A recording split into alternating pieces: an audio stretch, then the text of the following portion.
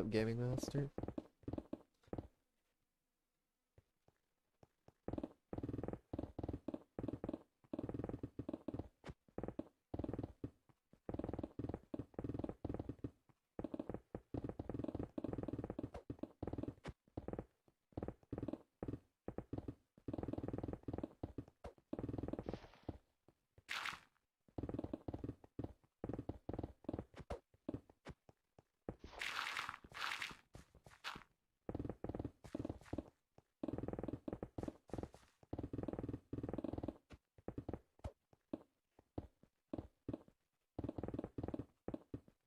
I'm doing pretty good. I think that hour nap that I took yesterday was actually, well, that nap that I took was like a whole hour, but was very crucial. What's up, some person? It was a very crucial nap yesterday. Because if I didn't take that, I would have been miserable the rest of the day. It kind of proves, though, that you shouldn't go back to sleep after you wake up, even for 30 minutes, because it's kind of funny that I woke up without an alarm. I fell asleep for 30 minutes, and then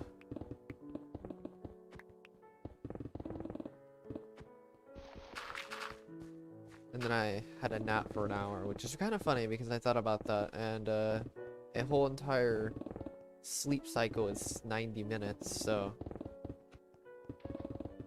I'm just saying, if you ever wake up without without an alarm or something like that, do not go back to sleep unless you have a minimum of 90 minutes to spare.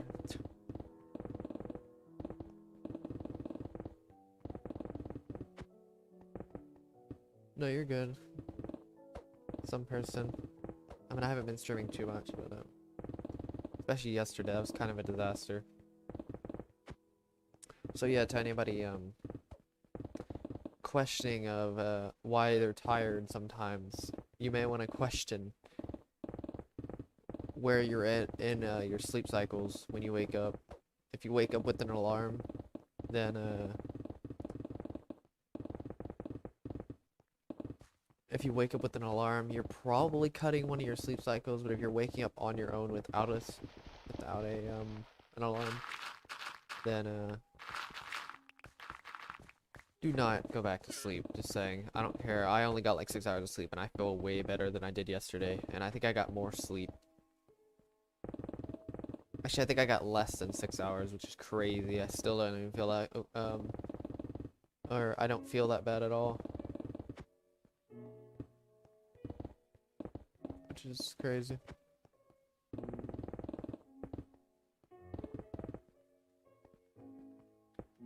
Just because of the sleep cycle. I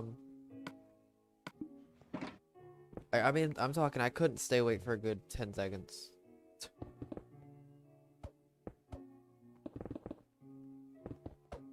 I got off work at like 1. I think it was what? No, sorry, it was 12 o'clock, not 1. That's when I basically was trying to go to sleep, was 1. I couldn't go to sleep until 2, and then I woke up at 8. Actually, it was 2:30. So, yeah, 5.5 hours of sleep, and I feel better than I did yesterday, which is kind of funny. I actually feel pretty okay. Or pretty good. I'm not struggling to stay up like I was yesterday.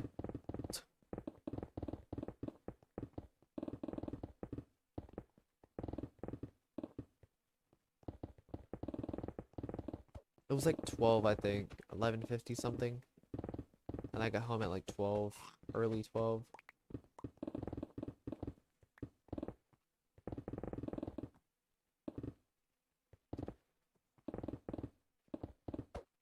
Oh. Mm.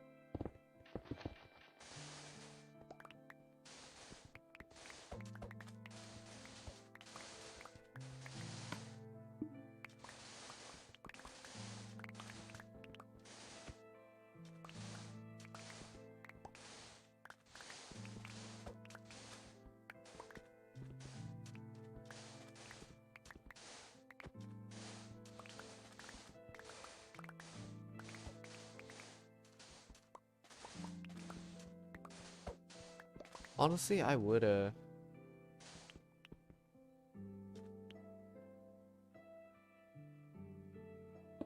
Nice, Avery.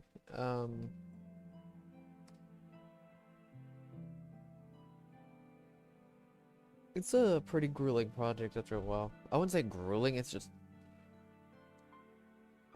straight up time consuming. That's it, really. I mean, if you have the time and you really, like, plan out everything, you should be good.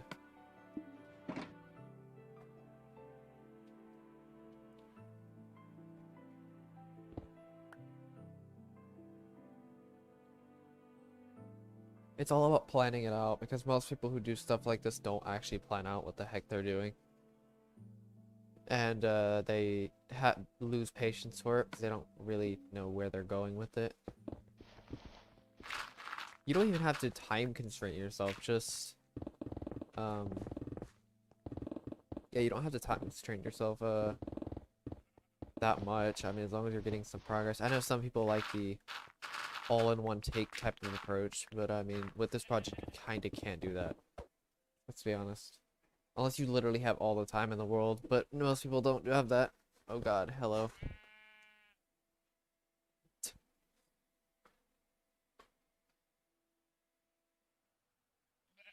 Oh yeah, I forgot about that. What's up, attack helicopter?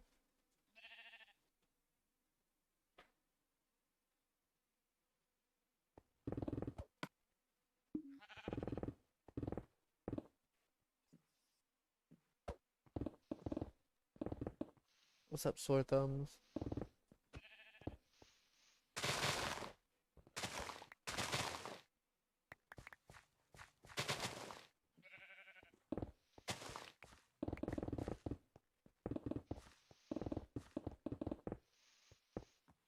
I tend to forget about the fact that you can actually use fortune now on iron. I mean, there's only so much time I can actually invest into things. Now I actually really need to just put the time into it. I notice how much I don't actually bet. Like, I mean, I do invest a lot, but I just don't put. I either invest a lot, but I don't actually put the effort with attached to the investment, or I don't put enough investment, but I put some effort into it. If that makes sense. I don't even know if that makes sense, but it's kind of weird. I like don't have both sides of the equation.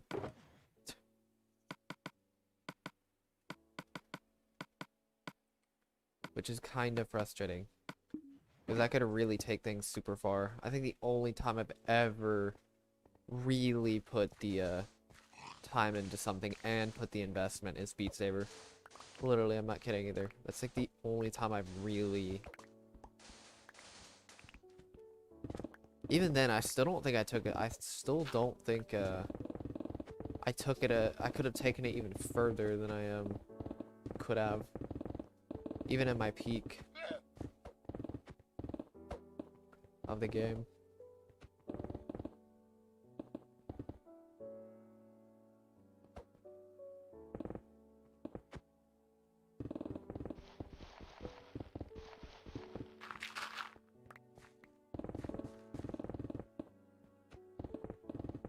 Seriously, like,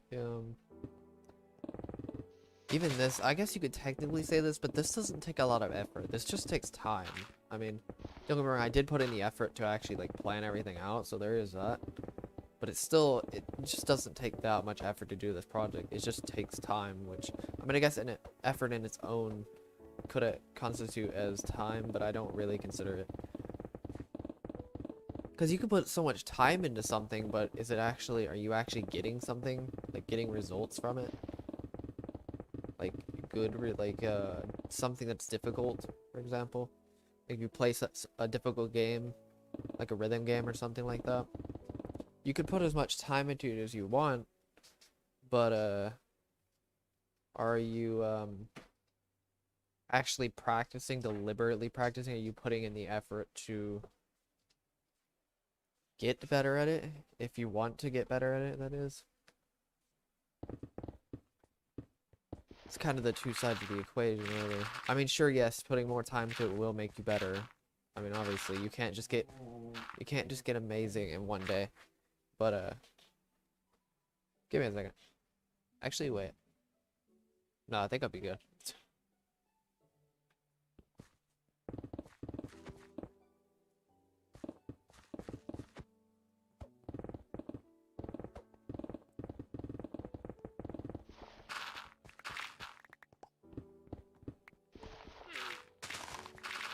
Yeah, it's kind of weird. Like, this is why they say that, like, you can't master a skill at 10,000 hours. That 10,000 hour rule doesn't really matter because oh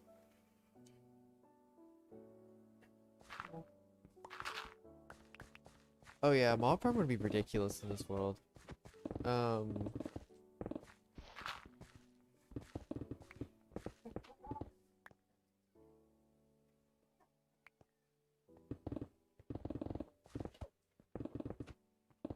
I want to see what people can do with this world, like, seriously. That's why I'm, what's up? Nydia? Can I say that? Nydia? Nydia?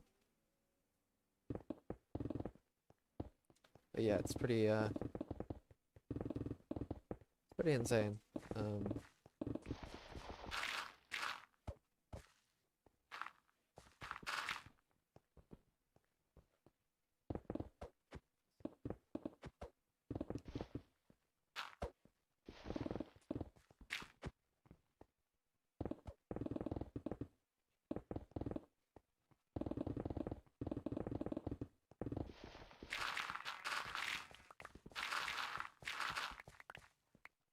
I mean, there's really just two sides of the equation when it comes to effort. It's literally just deliberateness, difficulty of whatever it is, getting through the difficulty of whatever it is, and then the time to actually... And then just time, really. It's basically just two sides of the equation. If you have one, you're probably not going to, Give me a second.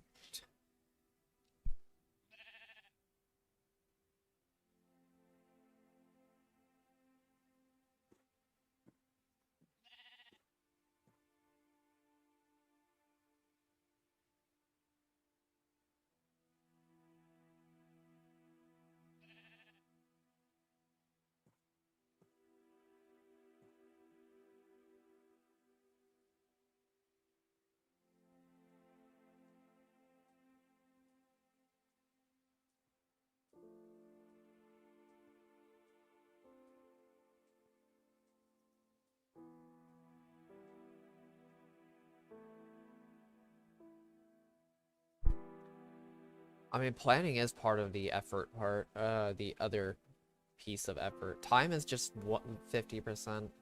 Actually, I think it depends on the skill, for the most part. Or skill or project or whatever, honestly. But like in this case, this is like 70% time and like 30% effort because it's a difficulty curve, honestly.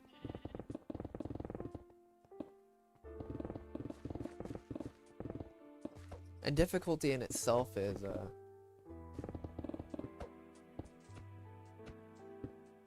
TNT is extremely messy. Just for using TNT. Also, kind of the point of the project is just to mine the world, so I mean, it would kind of defeat the purpose of the project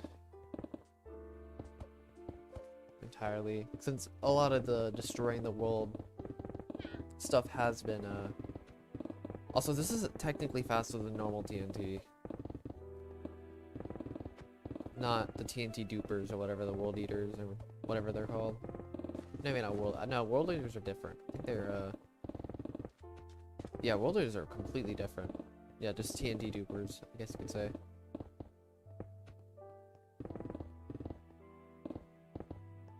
It's just so messy, regular TNT, and it's slower, so there's no point in TNT. TNT is just inefficient, just on its own, with just lighting it manually.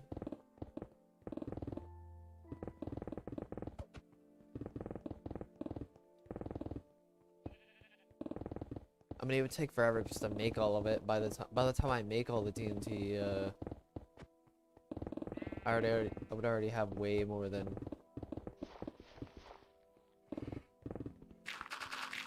Could have been mined.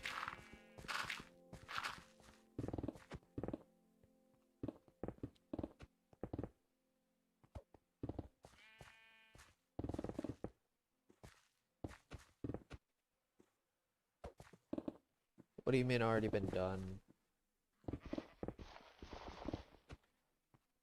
I mean, this 2v2t is not a classic size world, so I'm not too sure what you mean by already been done.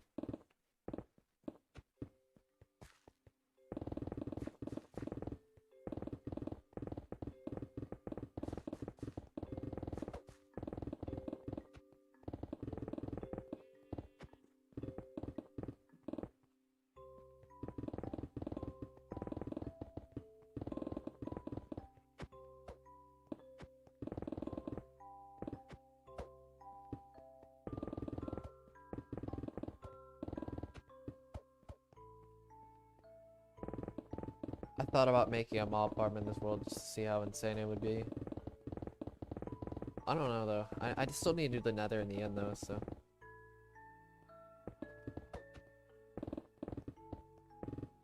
Also, don't forget the PS4 is limited though, so somebody would have to build one on Java or something like that if I can ever transfer this world.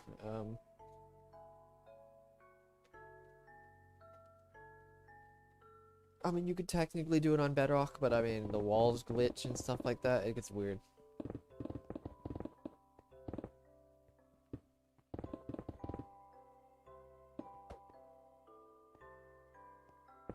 Oh yeah, but I mean, to be fair, the whole point of the project is, I mean, unless somehow they manage to mine the entire Java SS world, which is basically impossible, but the whole point of this project is just to mine the world. I mean, this isn't just for like mining the most blocks ever. I mean, the whole point of it is literally just to mine a classic size world. I mean, it has nothing to do with the actual area itself. It's just that it's just the world itself. The area size doesn't really matter in this case. It's literally just mining a classic size world.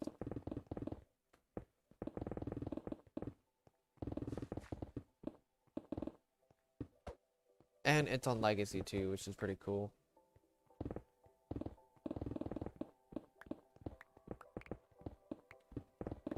Like, the area really doesn't matter. I don't care if somebody mines a 5,000 by 5,000 area in a Java sets world. That doesn't even matter, because I mean the first thing is it's not even a full world, and it's not a classic size world either, and it's not even legacy version or anything of that sort.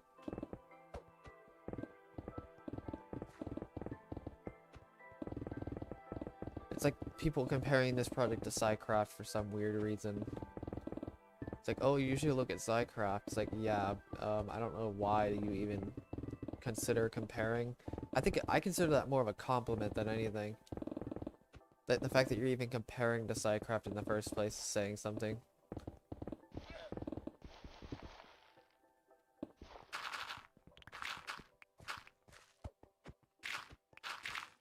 It's definitely not an easy task, or not, it's easy. It's actually pretty easy to do this project. The problem is the time. The difficulty's easy. It's just that putting the time into it is really the draining part. I don't really consider this project very draining though, in my opinion. I've kind of gotten numb to it. Seriously.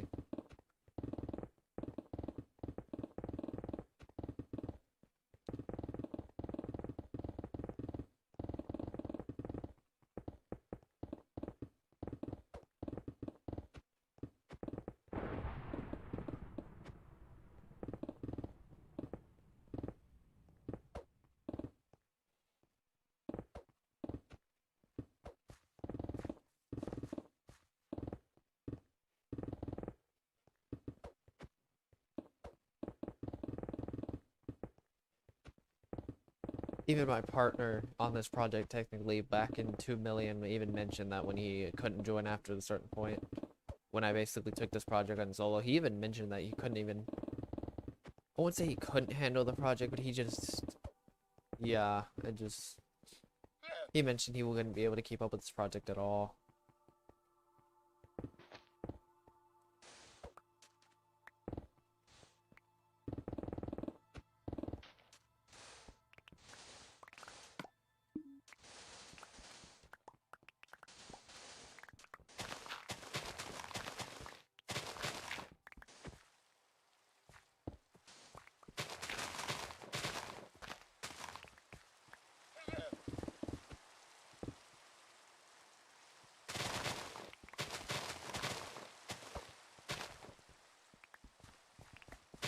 I mean, even it's kind of surprising that I jumped from this project. I mean, I used to not have too much patience. Like, seriously, you probably wonder why. There's a lot of times where, when it comes to difficult stuff, and not putting in effort and stuff like that, you wonder why how I even got to this, how I got this type of patience in the first place. I have no idea, but I'll be honest with you. I don't really know. Like, I just kind of... I think it's the aspect of always making progress, or at least trying to always make progress at some point. Even if I have to wait a month or two just to make progress, like I did a couple months, like I did back in, I think, what, March? Or April or something like that? I don't know when. Was it closer to May?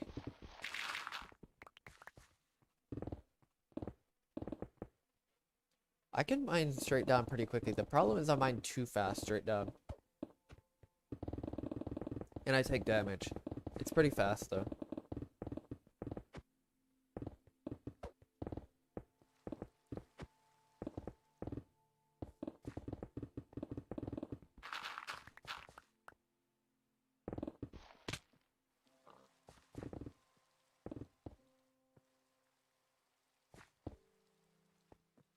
Sure, give me a second. Okay, let's see. I'm gonna save it real fast. I'll just do this. Save. Okay, that was weird. Okay, ready? Oops. Wow, of course. Of course I run into water.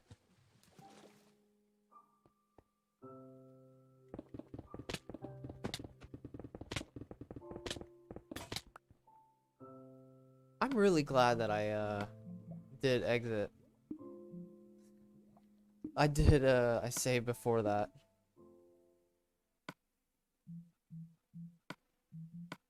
I didn't even realize how low my pickaxe was. Holy Jesus.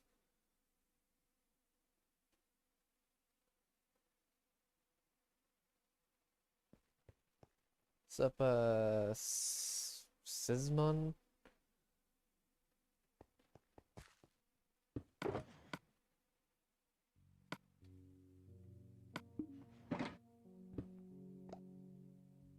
What's up, Meg?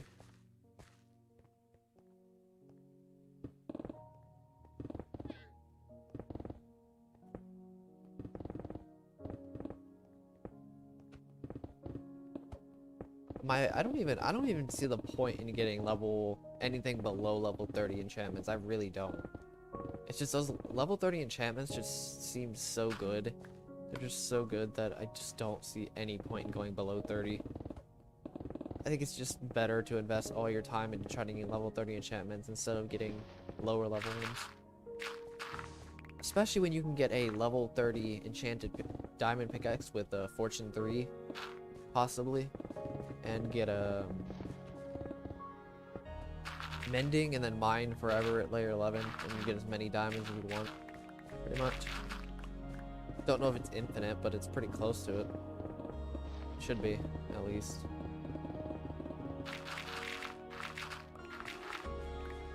You may not even need diamond.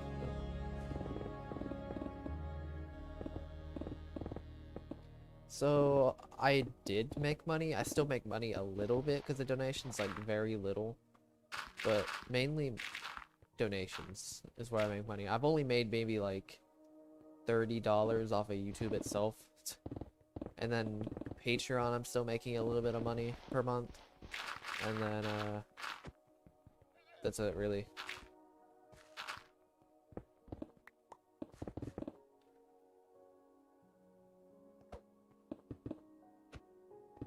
I mean, I made some pretty good money during that explosion. I mean, when I first or second time I exploded, I made $300 on one of the streams. It was pretty crazy. There were 400 people. Kind of scared at what's gonna happen at the end. Just saying. It's gonna be crazy. Absolute insanity.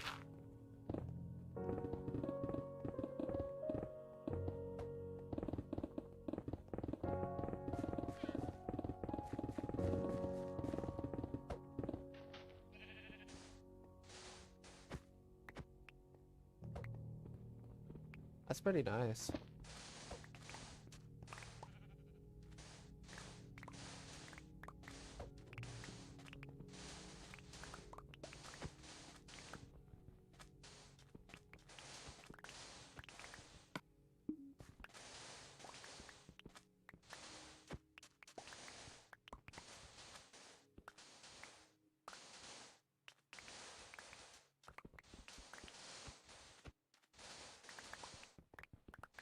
Besides that, though, not a I mean, considering I didn't expect any money, I made quite a bit of money, way more than basically infinitely as much as I expected because I wasn't expecting any money from this channel. I'm not gonna lie. I mean, it took me, think about it, it took me 2 years just to even get to above 50 subscribers, which I already know how that turned out. 2 years of just doing this project with no person, with basically I think at most 3 people or 4 people watching, besides my friends, but I mean sometimes. So the people who think that I'm doing this for which there are a few people who thought this for fame, yeah, okay, if you have that much drive to do a project like this, which there's no certainty of actually getting fame, of spending over 2 years of doing this project without any recognition, you're absolute insanity. You're absolutely insane for even having that as a motivation in the first place.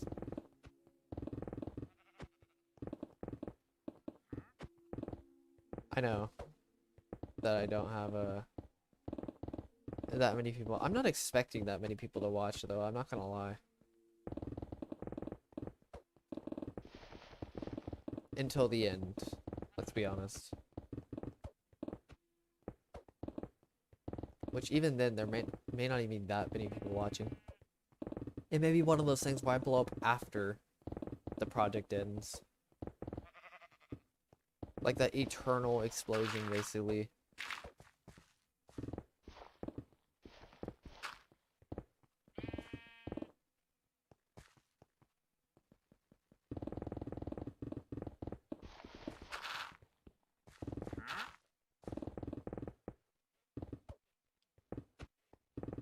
I'm not really planning anything. I kind of want to see what other people build. I'm gonna be honest with you. Just to see, because I don't really have them. Actually, I do have the time technically, but I don't want to put in the time to do something else in this world besides mining the Nether in the end, because that's kind of the point. So I'm not really planning anything, so don't expect any big building or something like that. Maybe a new project or something like that in the future after the Nether in the end, maybe. That's still gonna be hard for me to even think about doing, though.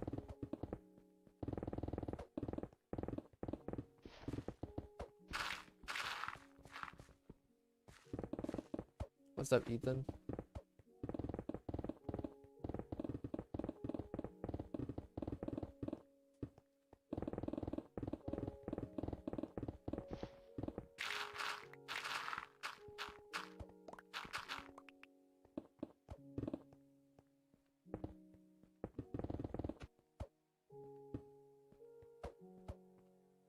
I know the Nether's gonna be difficult for sure.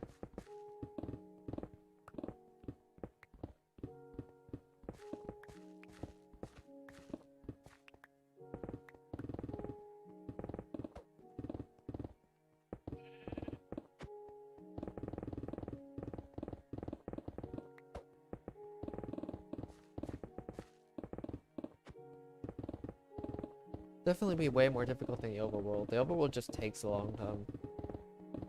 The Nether won't take that long, nearly as long as the overworld. It just will be a bit more difficult. Also, making update videos for it is also going to be kind of a pain, I'm not gonna lie. What's up, Tascea?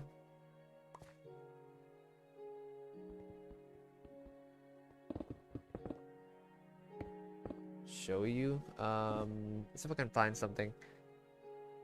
I think in one of my videos I have a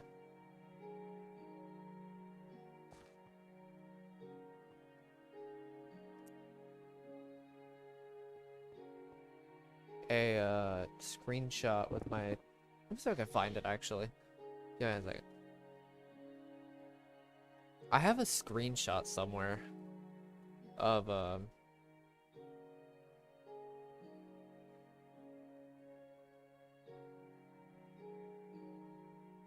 achievement. It was the sponge one.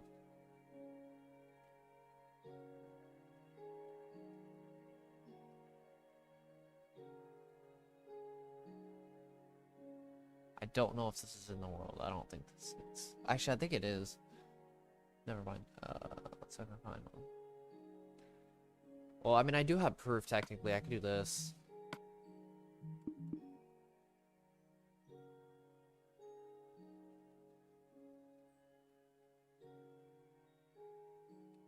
There. Check this out. This is also another way to do it. See? Is this. You don't get this after you change it, so.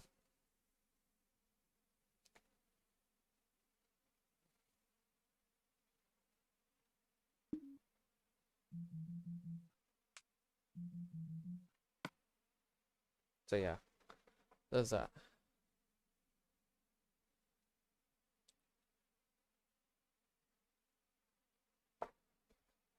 I can't show you leaderboards. You're welcome. Though, because they broke. Or, oh god, that was weird. Oops, wrong one. What am I doing? Yeah, no, I can't do it. Actually, I can hook up the Wi-Fi now, but I don't want to hook up the Wi-Fi because, you know, I don't want to use my Wi-Fi using the PS4 because I'm using it for the stream. What's up,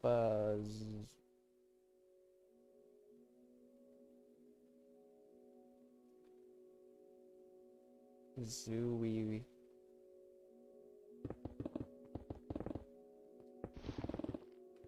Interesting name.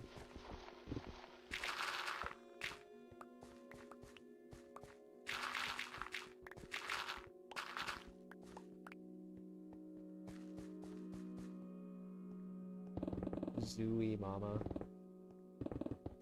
Interesting name.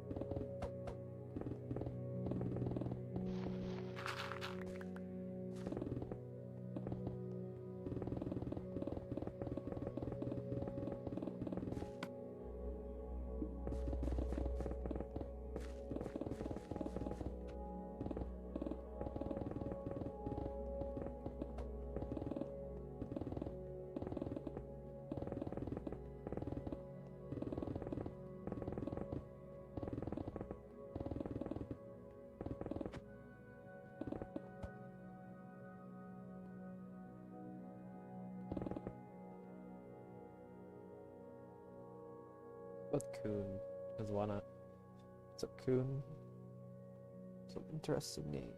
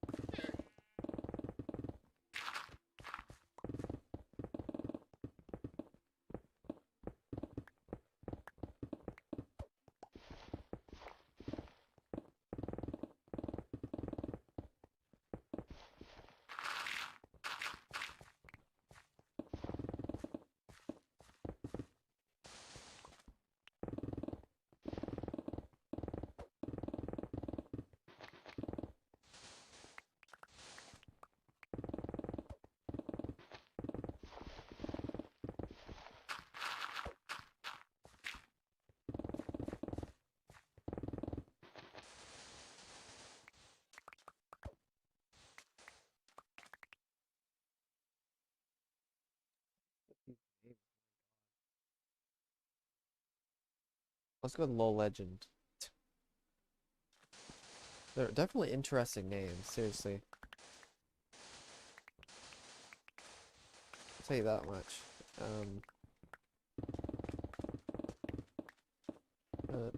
If I couldn't instamine, this would take... I don't want it a hog, honestly.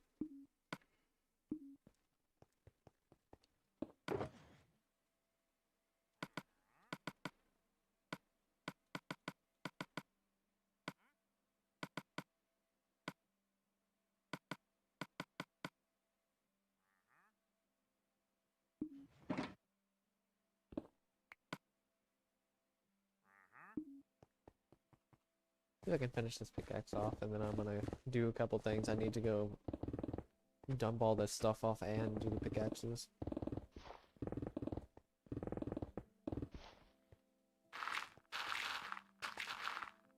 Subbraided.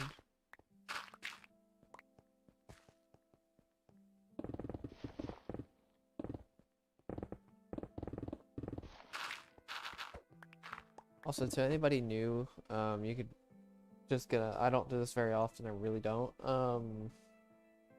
There's donations in the description if you want to donate. There's Discord if you want to join. There's, and there's Patreon if you want your name in the world. If you want your name on a beacon that I'll be lighting at the end, there's limited spots. It go from iron up to diamond, and then there's a coal membership, which is where you put your name on a sign on the edge of the world, and then the final one, which is the legacy, which is where you get your name in pixel art.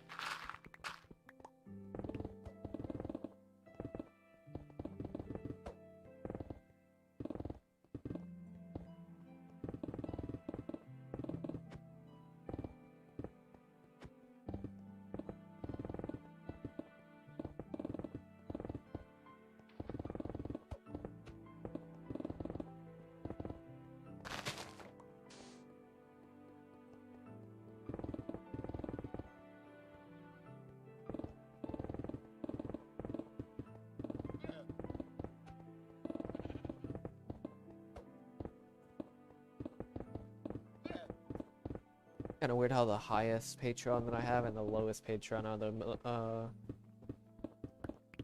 the are the least limited.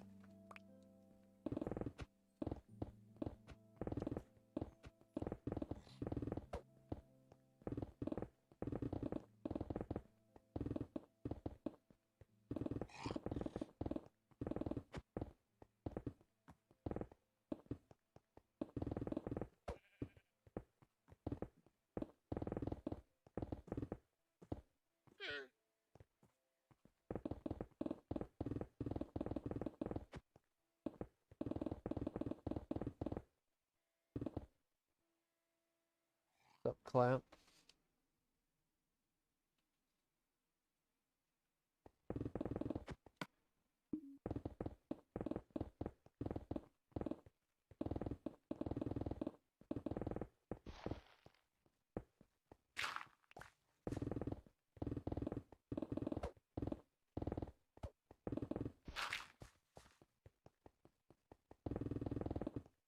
Okay, there we go. Now I can go put up all this stuff.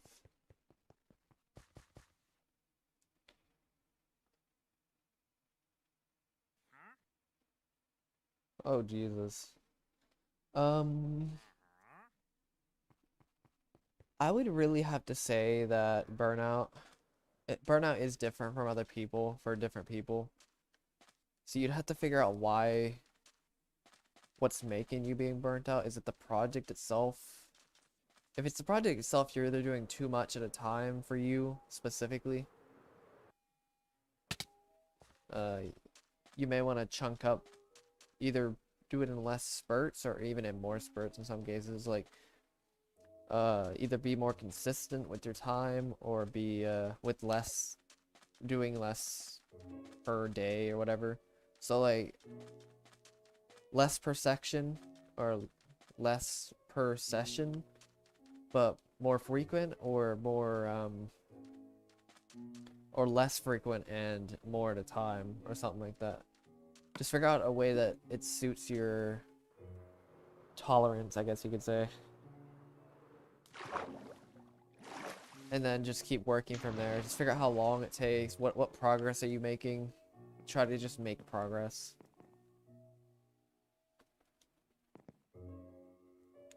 It's not a time limit, good luck with that, because if you have that kind of pressure, then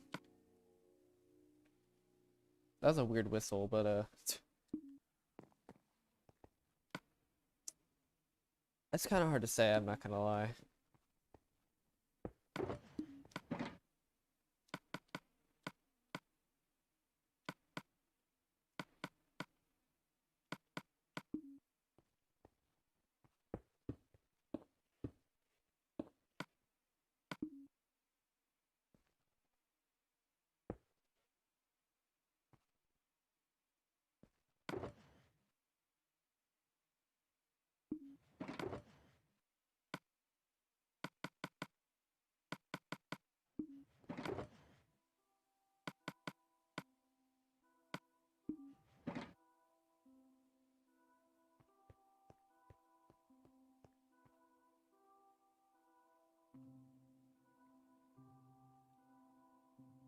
I mean, you could just try to figure out why you may be crashing. Is there something external happening? Go way over here.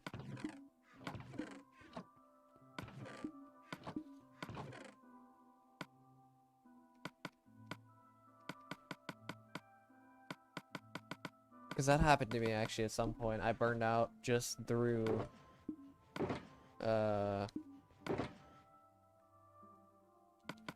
because of external factors, really. I was holding on, actually it was more like it was internal mixed with the external. I was holding on too much to the project even though I needed to do something else. So I just kind of mentally cross-roaded myself. I like twisted myself. And it was still my fault. I didn't need to burn out, but I did it because, you know, crossroads.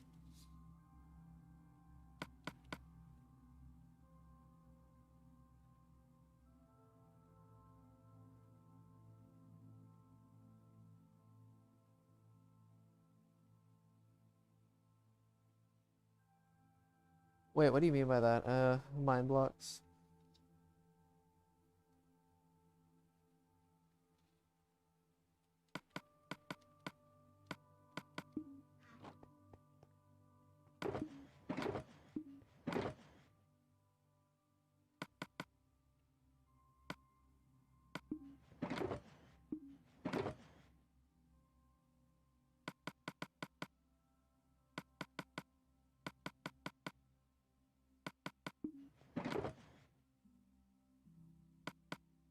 Okay, wait, what kind of project is, something you have to do alone and you have to give 100% of the time?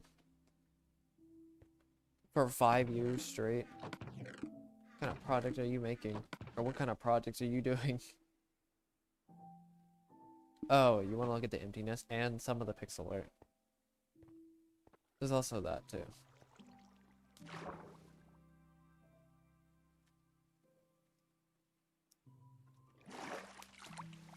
Okay, give a little bit. There's some pixel art around here. My friend's built.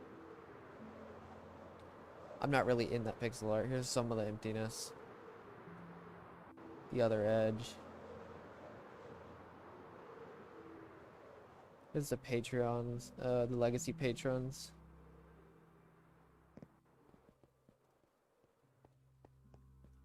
%.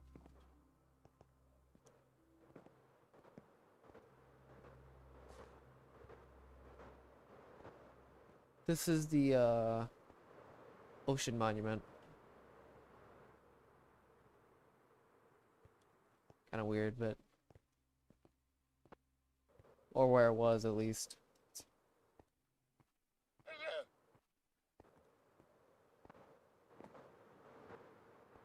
Made of solid gold. Just it was kind of funny. Somebody thought I was in creative because I was building a I had literally my entire inventory filled with gold blocks. Or not my inventory, my hotbar.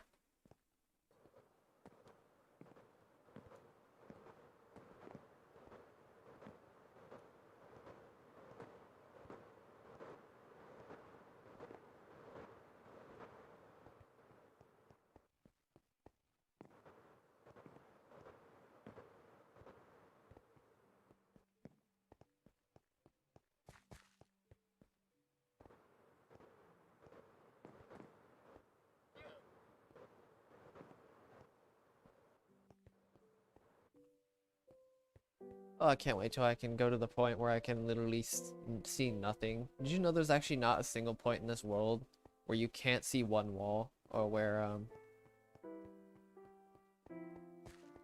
yeah, there's not a single point where you can't see, uh,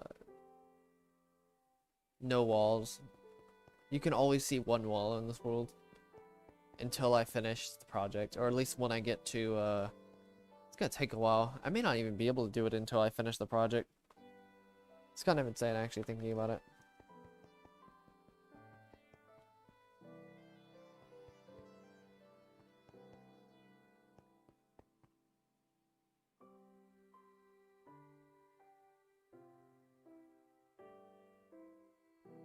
Oh, that's not even really. That's just, yeah, that's just a plan of doing something. That's a plan to go,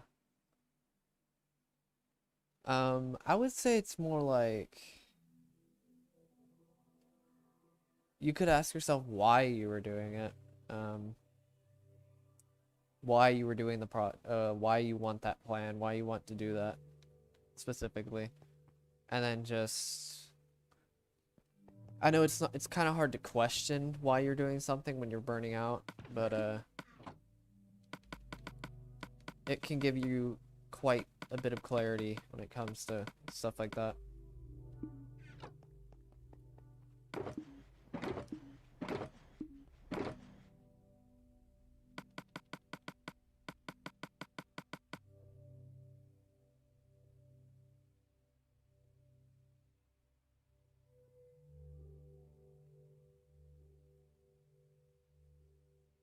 They can get pretty annoying, I'm not gonna lie, at some point. Especially when I'm mining. Like the actual section, not the mountain, but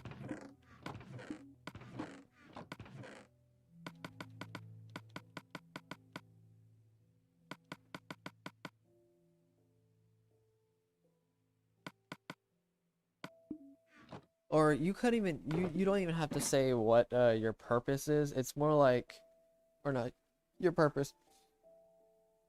Is there any meaning to what you're doing? Is there any usefulness to it? Is it like what's the overarching reasoning for getting to that point, to getting to that goal? Really, I guess you could say.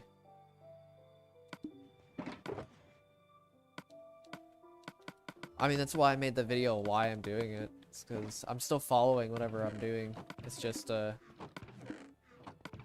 mean, I guess another reasoning I could technically say now is I'm making a mark in the community, which that's definitely not a big enough reasoning in my opinion, for this project, because it's such a big project. I mean, sure, yes, technically I am making a mark, but,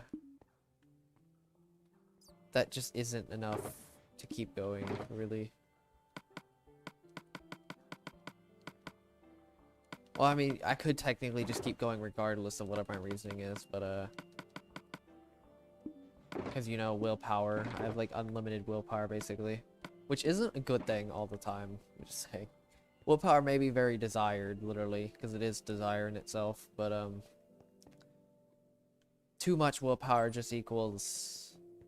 It can, well, yeah, it can equal burnout, but, for sure.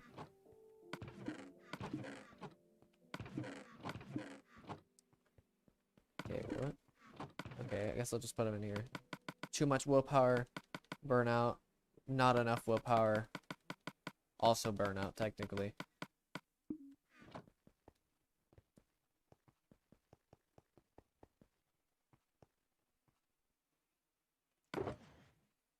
Ooh, that's... I don't know if that's... I mean, I'm not saying I don't want to, like, down your reasonings for doing things, but... Generally speaking, when it comes to stuff like that, I'm not gonna say it's not enough reasoning, because I don't really know you that well, but, that's a pretty... That's pretty ambitious for a type of or... That's a pretty ambitious goal for, that type of reasoning, if that makes sense.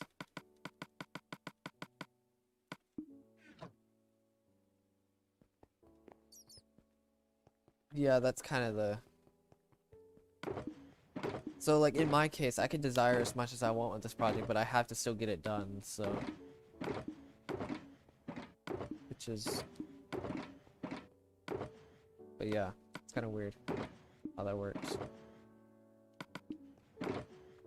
This is why I mentioned the effort part, the two sides of the equation for effort. Because you still have to put in the effort, and I had stuff to choose to do this project. I could just choose not to do this project. I could just ditch this project.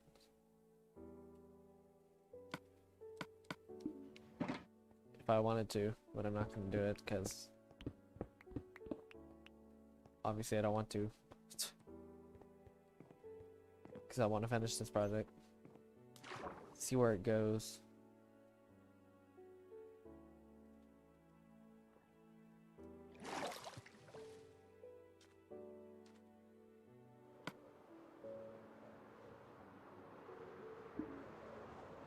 Honestly, in your case, especially since I kind of know your type, a while back when we typed you, sort of, you could do something to do with generosity. Try to figure out some way to implement some form of... what am I doing? I have to go way over here. In some form of case or something like that.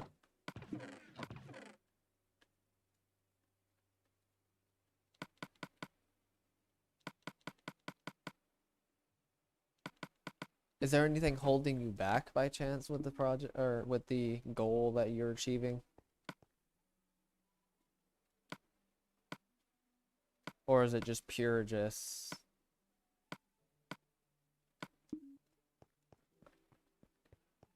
pure burnout? Because there's always those external factors. I mean, sure, yes, you do have those internal. I'm gonna fix this later, but there's always those internal factors or external factors, which in my case, I don't have to worry about internal factors. I have to worry about external factors, really.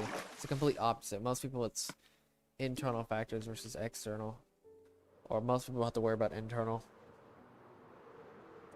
Because I think over, what, like 55% of the population has basically, I wouldn't say no willpower. Actually, sorry, 40% of the population has like almost no willpower, which isn't a bad thing, really. Willpower in itself is just a tool, really. You can use it for good or bad, really. And the thing about willpower versus self-discipline is that self-discipline is basically limitless if you can actually get past comfort, which is also attached to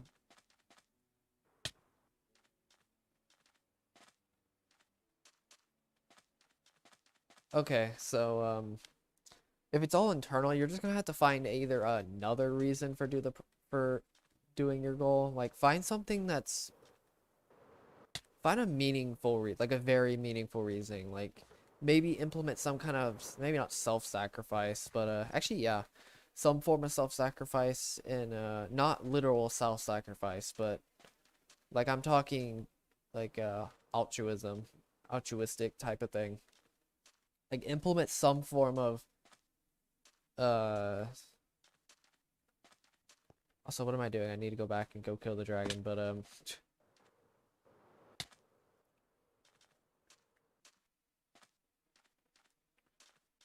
yeah, something like that.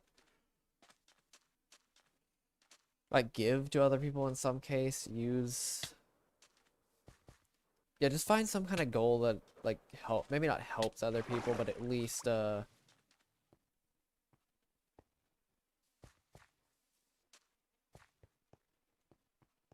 because if it's just about comparison,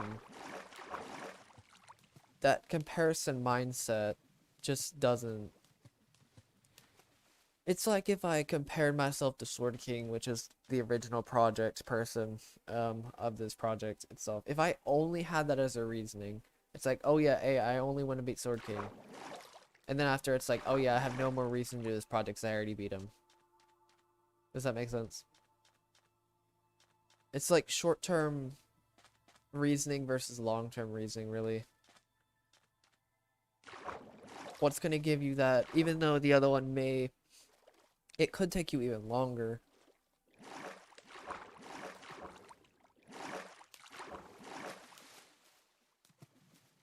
To do it if you do it altruistic, but you gotta take the meaningful route in this case.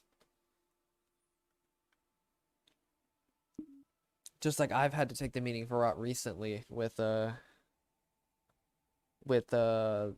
things like sacrificing some of my time for this project to do other things, which has paid off. So that means I can actually do like getting my food handlers and stuff like that, actually spending the time doing something like that. Putting a little bit more effort into certain things that are a bit more meaningful that will help me in the end. So it's like I may have sacrificed time short term for this project, but long term it's gonna help me in the process, if that makes sense. Literally meaningful versus expedient. So if you have an expedient reasoning for doing something, guess what? You're gonna burn out quicker in that case.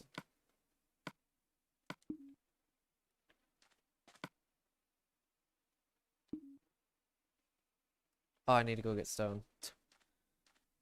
Dang it. Okay, how many dragons have I killed? I've killed probably, I think I calculated it one time. I think it's over 700.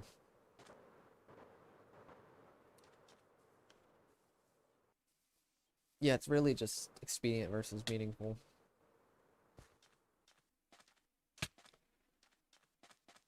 But people are too focused on the wrong things. They put too much effort into the wrong things. Into the short-term things instead of the long-term things.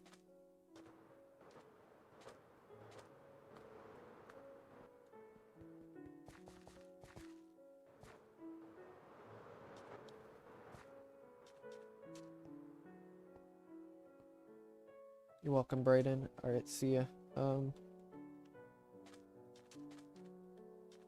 It's kind of weird, but some of these things, yeah, I'm gonna get some.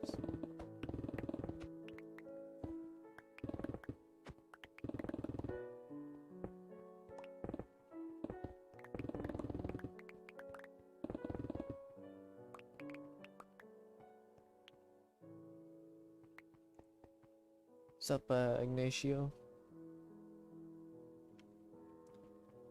Yeah, I've had to make quite a bit of sacrifice for this project, but I will finish it eventually anyway. Because, you know, why not finish it at this point? Let's be honest. I mean, I really have no reason not to finish it, especially when I'm already doing things that are already bringing me closer to development or external development.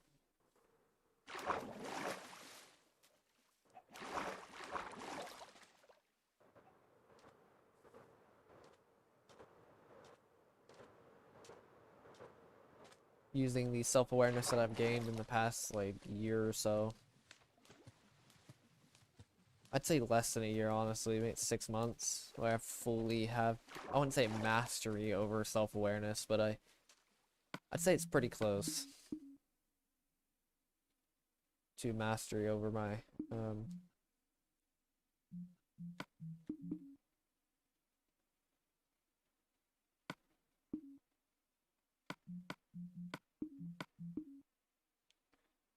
of self-awareness, externally and internally.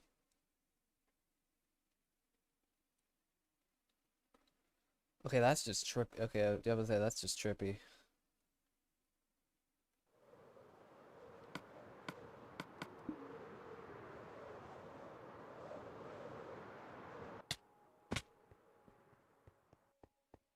What's up, Raffy?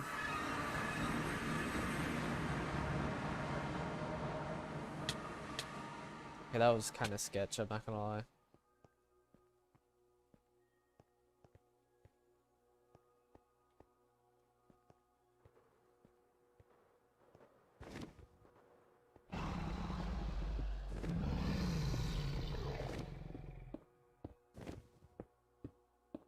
What's up, Minecrafters?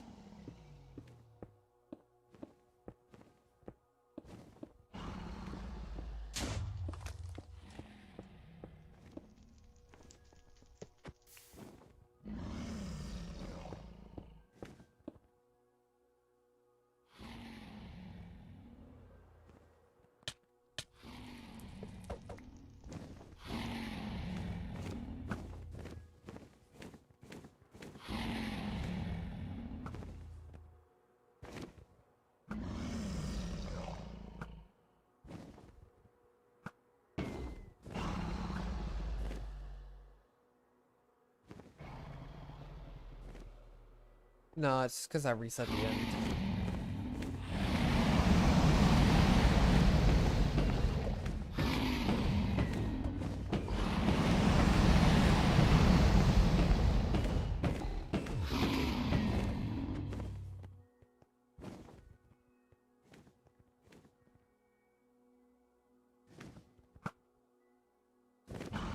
Apparently I can't aim.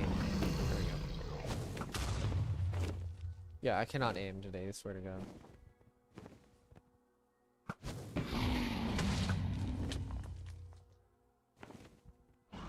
Oh, that was so close. My God. Alright, dragon.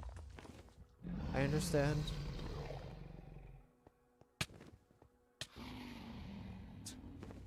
I thought I would get hit twice, but there's a certain limit that it has.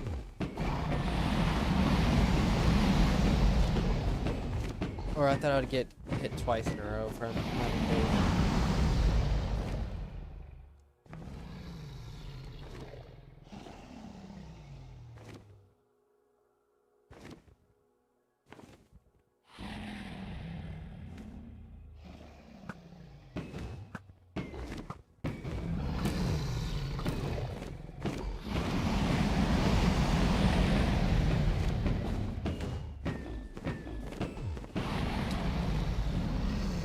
One hit off.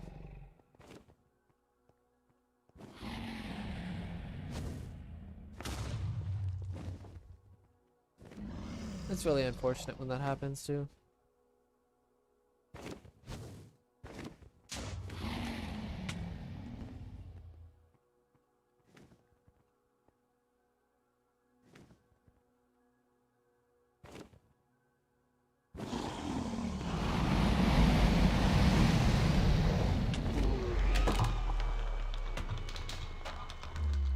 Hey, at least you're making the attempt. That's a good thing.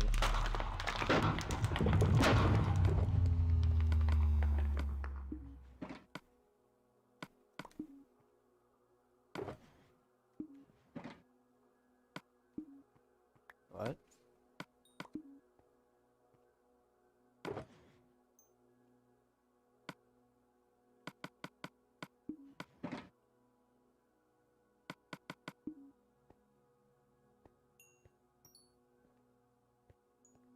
Especially for somebody who has performance anxiety.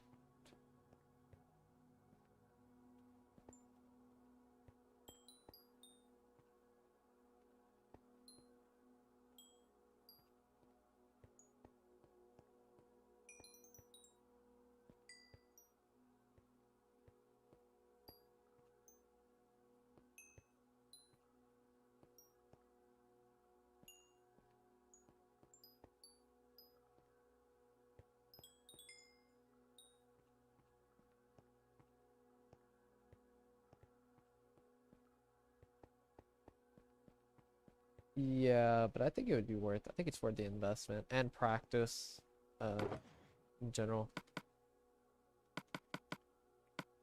I mean, unless it's ridiculously expensive, but I mean, even then, I still think it's still pretty much money is basically invaluable in this point. I mean, unless it was like, unless you literally have to. I don't know, but I don't know what I'm doing. I don't know why I just took those out. I mean, at least for practicing, I think practice is still quite way more valuable than the money itself.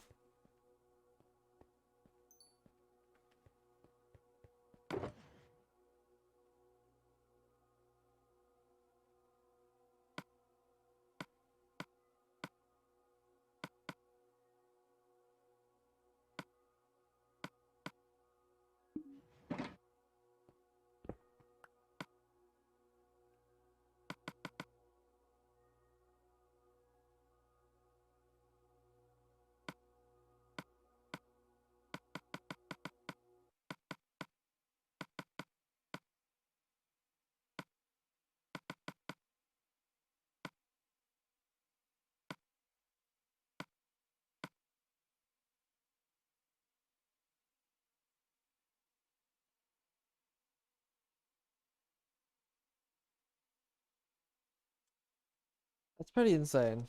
I still, I would still think it'd be worth the money though. It really depends on how much you really need to drive, of how much it's actually worth. So if you need to drive all the time, then yeah, it's probably worth it.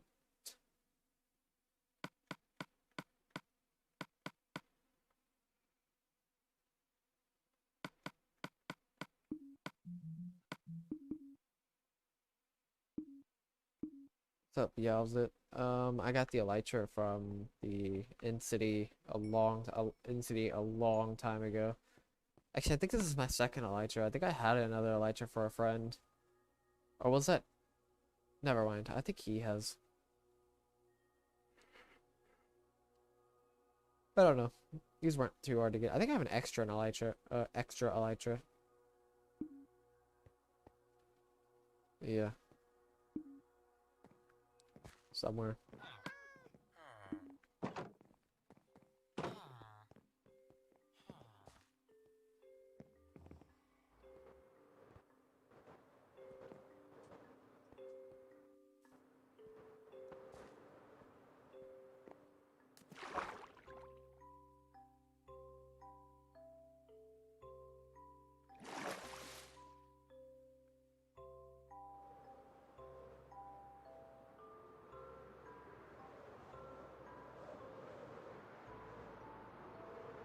I mean, in my case, driving is practically essential.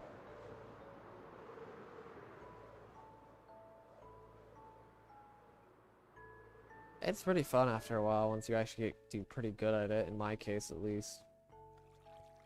This is the performance anxiety once I get over. I figured out how to get over the performance anxiety though. Pretty much entirely. It really just comes down to effort. Effort into practice. Then once you know that you did have all the effort, you put all the effort into practice, then you'll be fine. Because the thing is, the performance anxiety in itself actually, what the heck, comes from overcompensation of practice or undercompensation.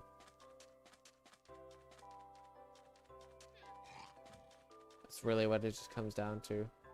If you aren't that good, then you're gonna try to do whatever your performance actually is, and you're gonna make a ton of mistakes. You're just gonna be worse than you actually already are.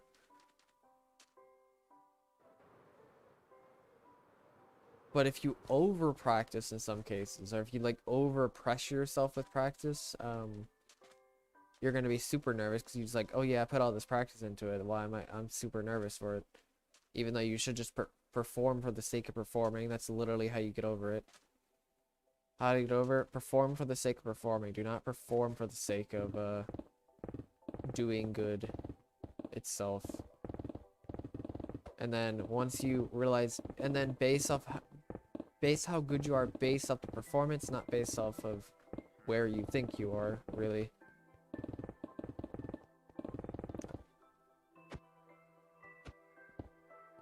Okay, if you really need it, then it's probably worth it. But that's how you get over that performance anxiety. It's just like effort combined with effort of learning the skill and not having a god complex, and then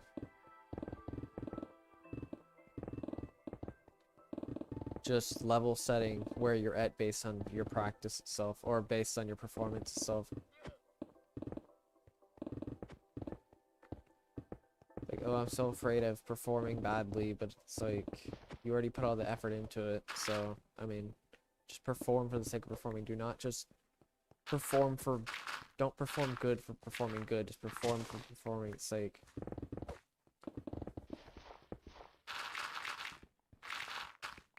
Like, it's really just your fault for the performance anxiety. You either just didn't put enough practice into it, or you're overcompensating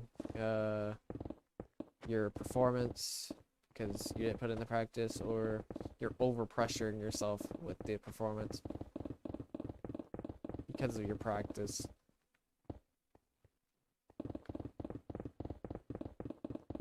I don't remember the last time I actually had real performance anxiety, honestly.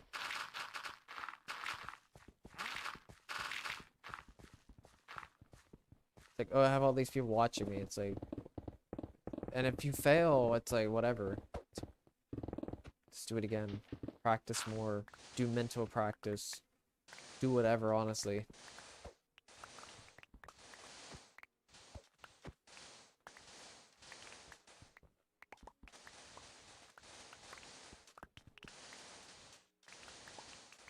I mean, just like when I took the CompT, the A+ exam that I took, the IT exam a while back, I had performance anxiety during that. That was probably the last time I really had true performance anxiety.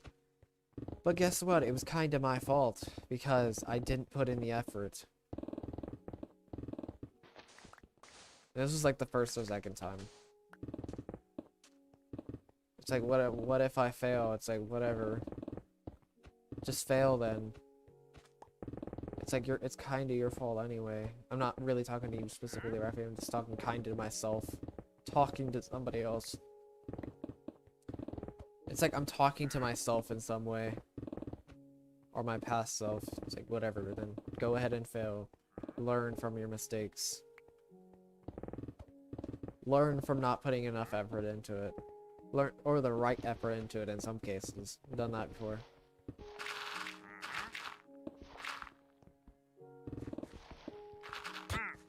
Oops.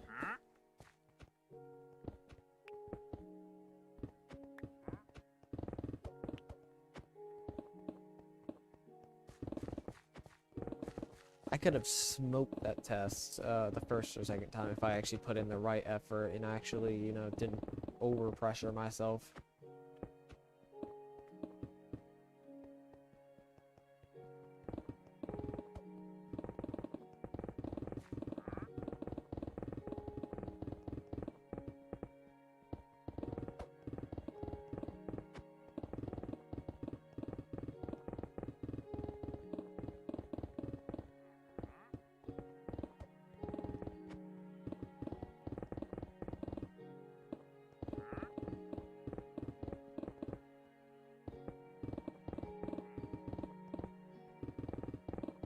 if you have that much performance anxiety, then practice. Or don't pressure yourself, just base results. Base your performance based on your results of your performance, not really the beforehand thing.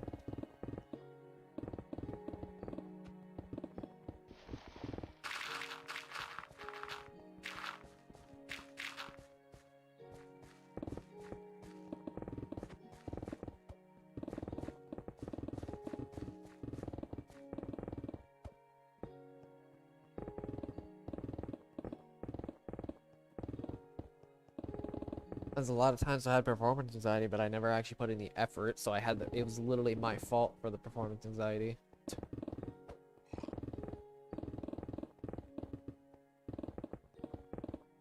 I'd say actually pretty much all the times I've had performance anxiety was my fault.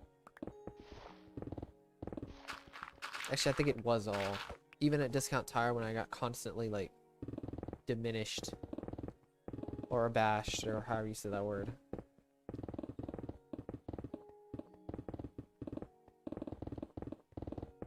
I think that's what the word is called, a bash. Even though that was still technically my fault. Because first was I didn't get that much sleep, so that's strike one. And then strike two was the fact that I didn't actually put in the effort to learn whatever I was doing. I was just kind of automatic. So I forgot a bunch of steps, so that was my fault in that case. I mean, sure, it didn't help that it was being dwindled. And projected on, literally. He was definitely projecting. There was like no way he wasn't projecting. But besides that, it was still for the most part my fault.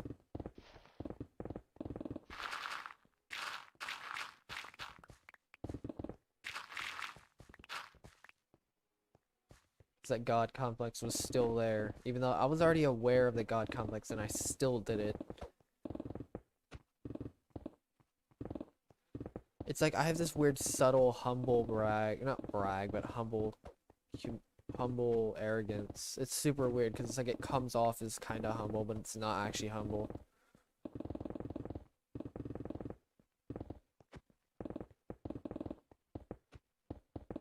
Happens all the time. Like not asking questions, that's a form of arrogance. Even though you don't already know it. I feel like if you don't know it and you're not asking questions, it's a form of arrogance. Because you're just riding on the fact that you don't know what it is.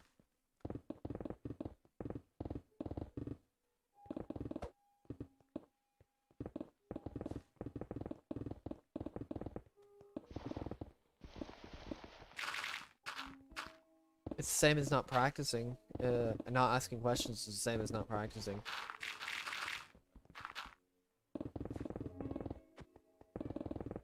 I mean, you may look stupid with SE, but that doesn't really matter. Especially if you're trying to learn something.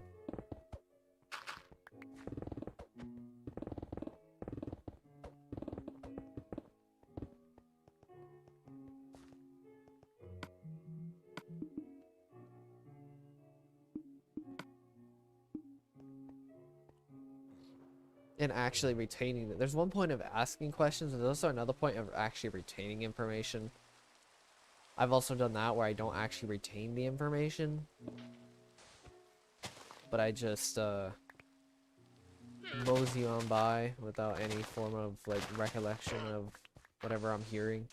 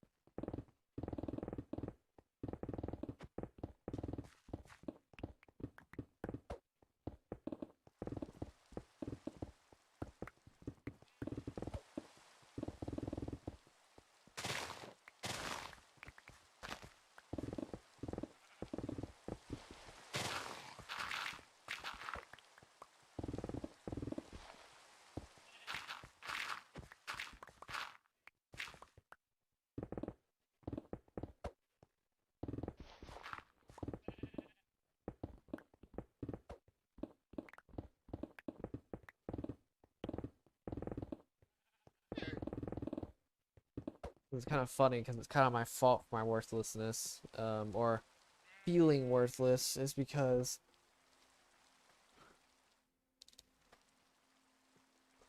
I'm not actually putting in the effort to be worthful to people.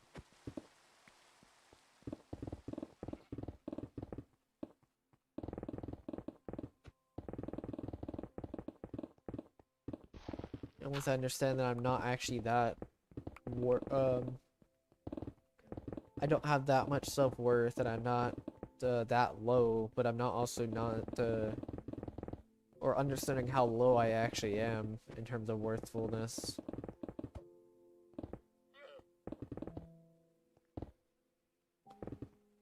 Oh god.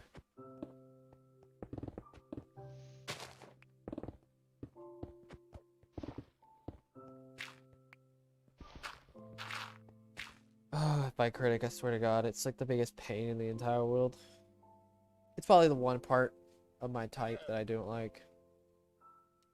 But it's not surprising that it's something I don't like.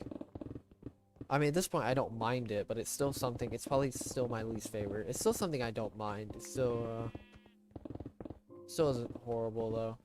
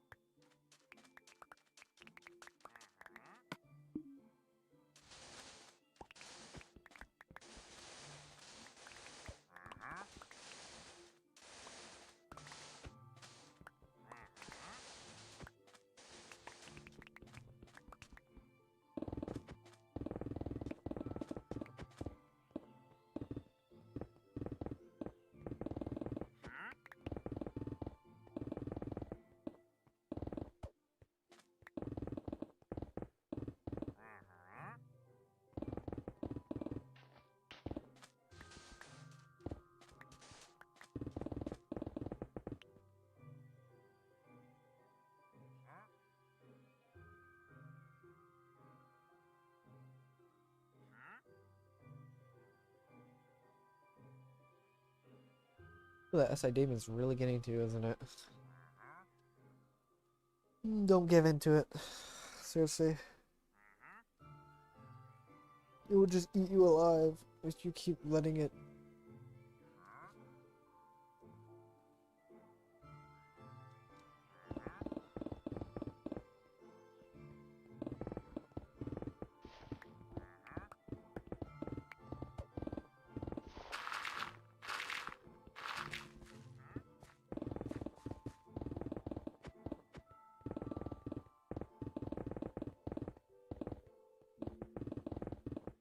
What are you, wait, Rafi, what are you failing on?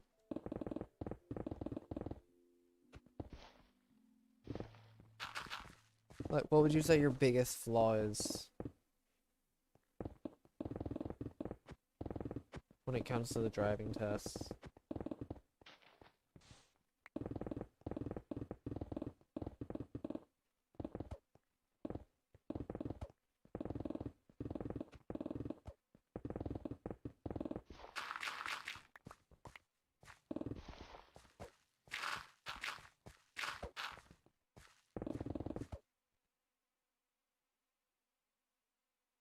Wait, what do you mean you don't turn your head far enough?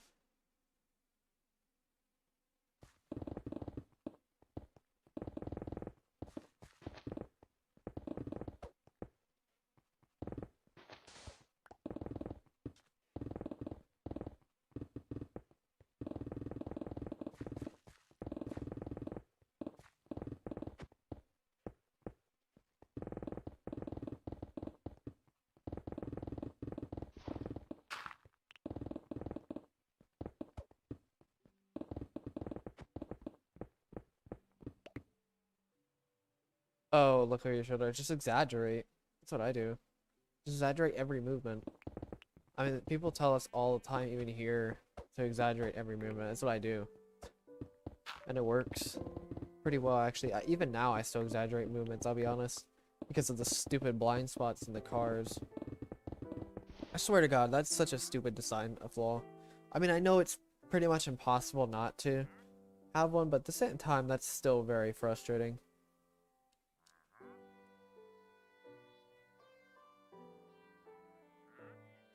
I love how it's like the perfect area for a blind spot of a car. It's really frustrating.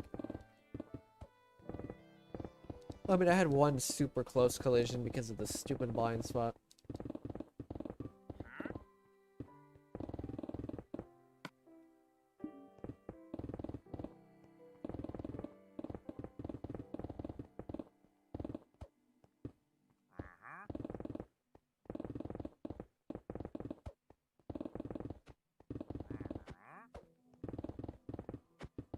This is where the effort part comes in, is exaggerating your movement. If you're not putting enough effort into looking or anything like that, you're gonna have to just put in more effort into it.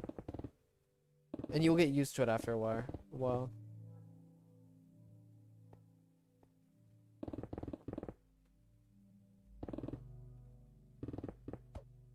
Yeah, it's that performance anxiety. You're not trusting your practice. You're not trusting your ability to react to things, probably. I used to have that problem as well, actually, but I trusted myself to be able to react to things, trust my reaction time, trust yours as well, because it's actually way quicker than you realize. I mean, think of all those times you, like, did some crazy stunt or something like that in the moment out of literally thin air. That's kind of the same thing. Trust me, I've gotten out of some weird situations. Like, I have so much trust in my reaction time at this point that I'm not afraid whatsoever with driving. You're just gonna have to trust your reactions. Not only your reactions, but your ability to just put more effort into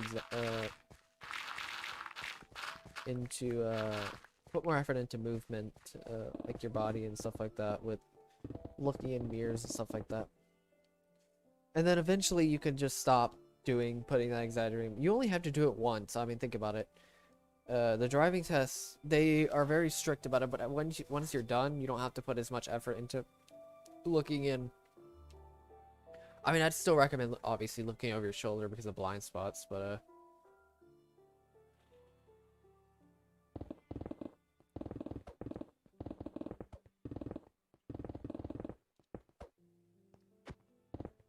when it comes to looking at mirrors and stuff like that, I don't even use my left-hand mirror. I don't know what, yeah, no, sorry, right-hand mirror. I only use my left and the top mirror. I don't even use the right. I've seen no reason to use the right, especially when you can just look over your shoulder for like a second or two, and it's way easier and it's way quicker.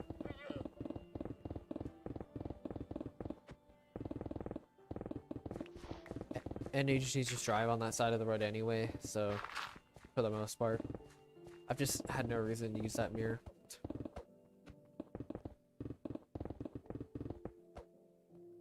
Just don't really think about it too much, because if you overthink it, that performance is already kicking in. And then just go with the performance. Go with your practice. Don't go with your gut, because your gut's gonna lie to you, trust me. People say that all the time. It doesn't work for me. And it won't work for you either. Especially you being the same type. Don't go with your gut because your gut is going to lie to you, at least for now. Just go with your performance. Go with what you practice, or just go with practice, with your practice, and just go with the flow, really.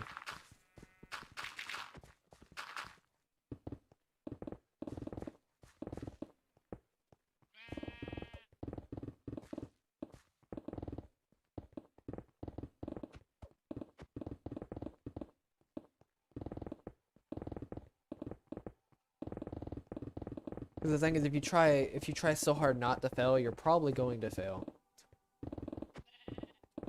Because you're trying to avoid something, you're trying to do something to avoid something, but you're actually just gonna cause what you're trying to avoid.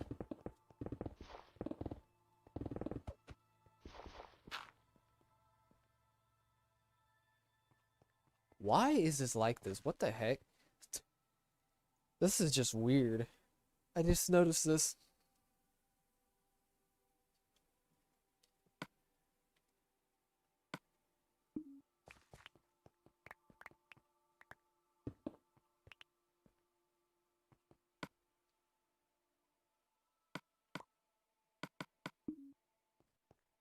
Yeah, just...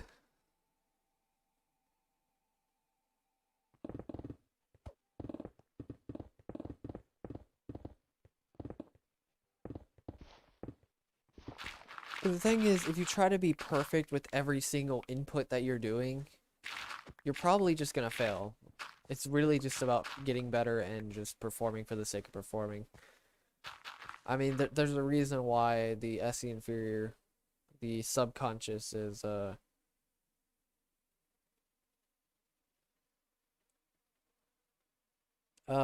turns into a warrior instead of a hero. It's like the inferior function becomes a hero, but if you want to really aspire, it becomes a warrior when you start performing for the sake of performing. When you're insecure, it becomes a hero because it's like, or maybe not. Actually, no, it doesn't even become it. It's just an infant. If you're insecure, it's an infant. When you're just not performing. But if you're insecure and you're still trying to perform, then it's a hero. But if you're actually just performing for the sake of performing, then it's a warrior. You're literally just doing it for performing itself. That's the ultimate confidence, really. Is when you perform for the sake of performing, that's when you get over it. That's when you start to get over your performance anxiety.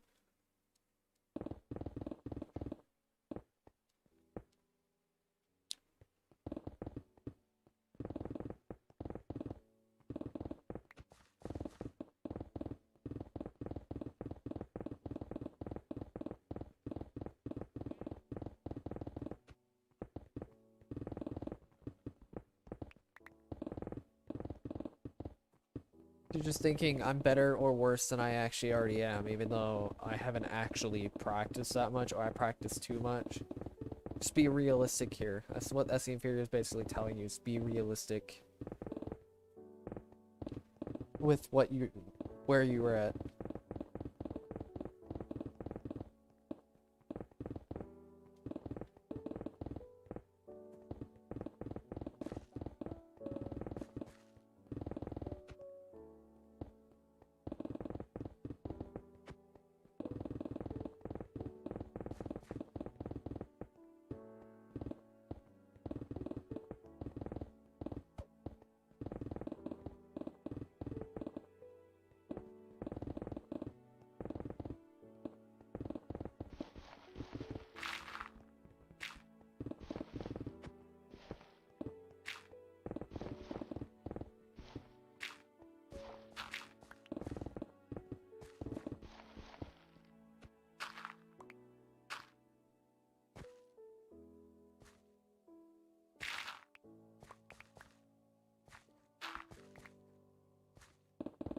That's good that you're actually asking questions.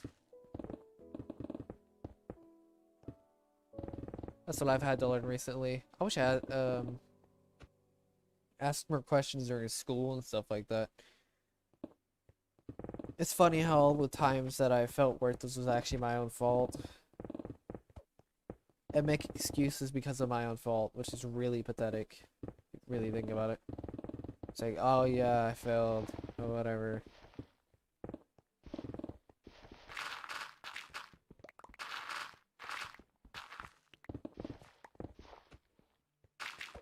It didn't help that I got enabled as well with the FI critic.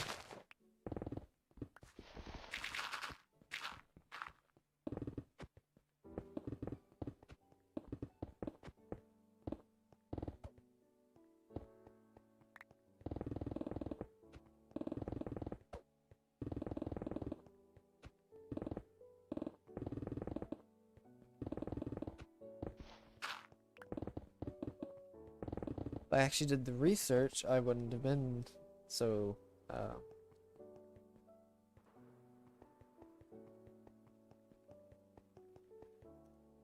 worthless.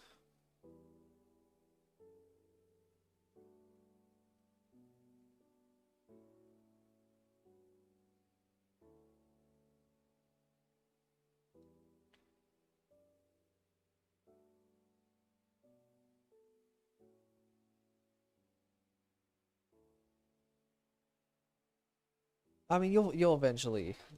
You shouldn't really get confused after a certain point because it's SE. You should know after a while what direction left and right is when you start turning with the wheel and stuff like that. It should become automatic once you actually put in the effort to put in the inputs or remember the inputs. That's what. Oh, the biggest problem with us is the fact that since we just don't put in the effort to remember something, which even though we technically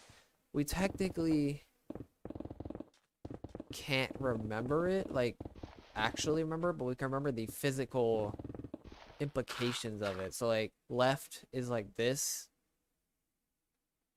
meaning that I mean I know you can't see it obviously, but like left is like this is what basically what we have to do in our own head. Left is this, right is this. Wheel turn this way. Left looks like this, right looks like this. Boom, there you go. That's left or right. It's the physical environment. It's the physical. Am I not? Oh, oops. Yeah, should have known about that.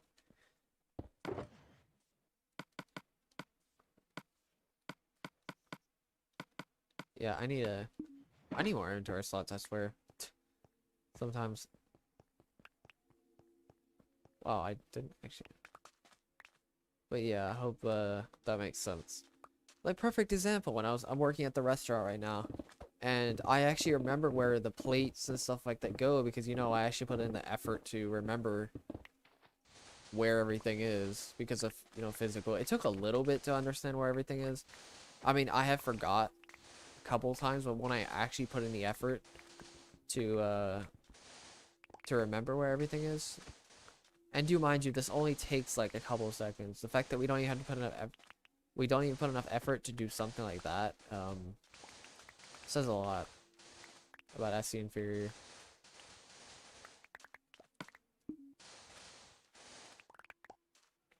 About being effort adverse. Effort averse.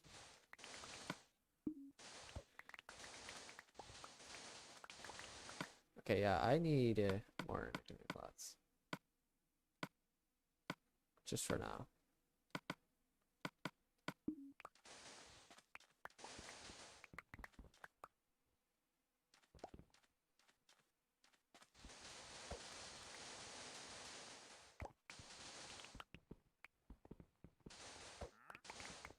Yeah, we just need to put in the effort more. To actually remember that it's not that we have. Alright, give me a second.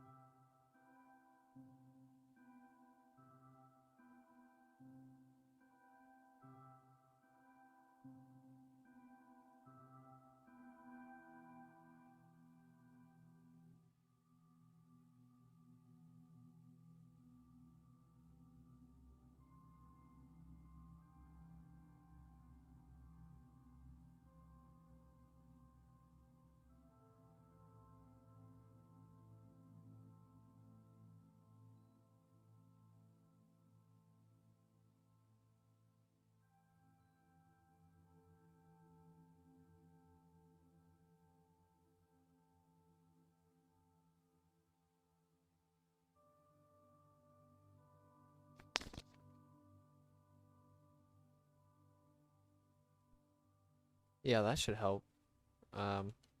Actually quite a bit.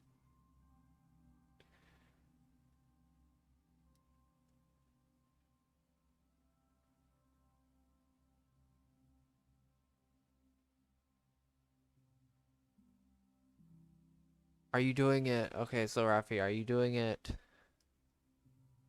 on a road? Because there's a difference between, I mean, there is a difference between, at least you're at least doing that, but, left or right, because,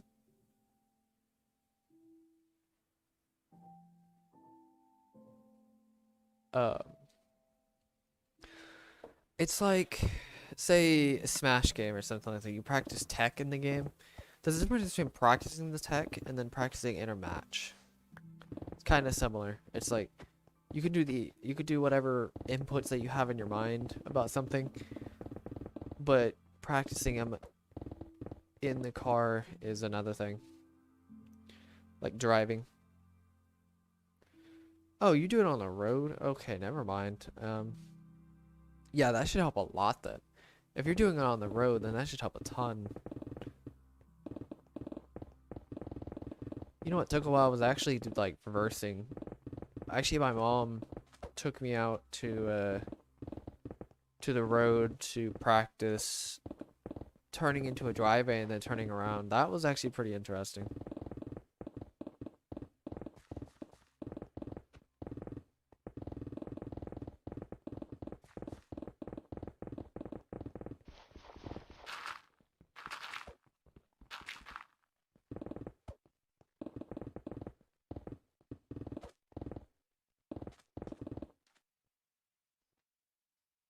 It helped a lot though. I'm actually really good at it, reversing for some reason.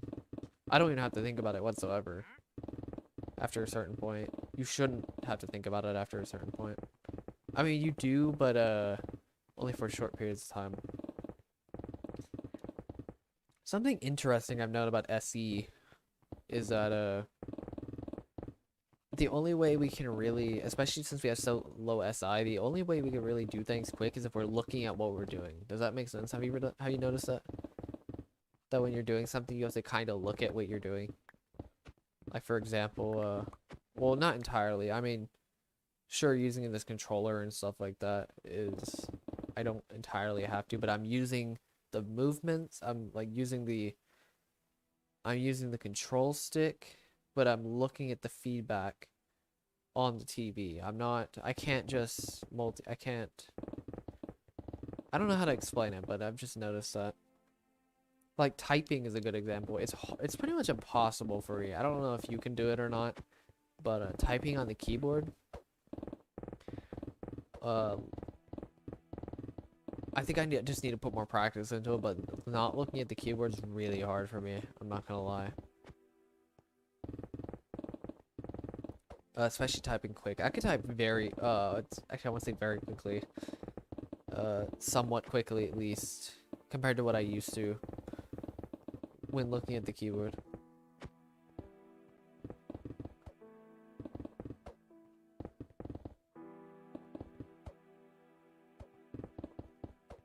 I guess you're just gonna have to use to practice the driving lessons as practice, which it really does suck. But if that's what you're limited to, you're gonna have to figure out how to put the most effort possible into what you're doing, into your circumstances.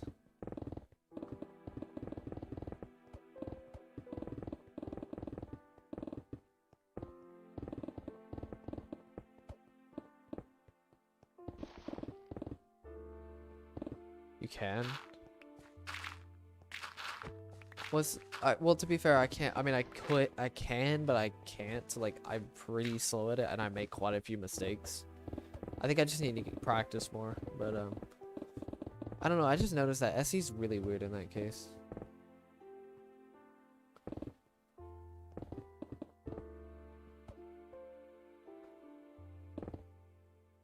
To be fair, I think there's less letters in English as well, though. I think from seeing words in German versus English, I can definitely see why.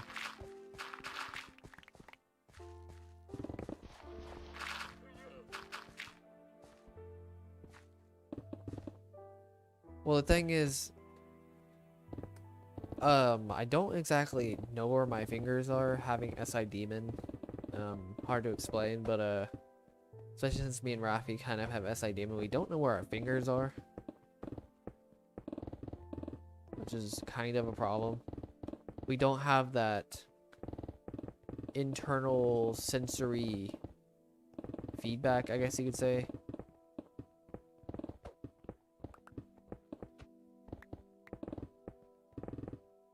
No, I'm talking per word. Like word by word basis, like on average, at least.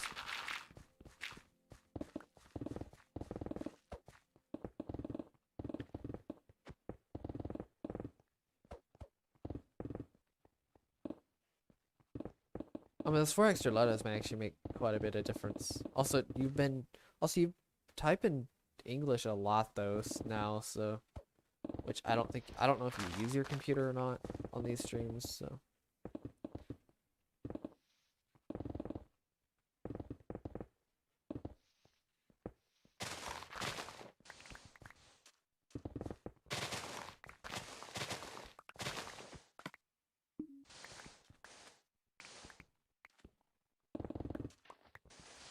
I think I just need to practice more,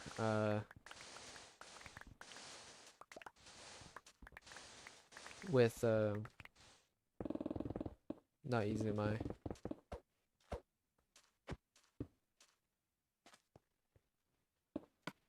Not looking at the screen. It's gonna be really painful though, but I'm pretty sure I can do it even without SI. Maybe. I'll keep trying, but it's just so...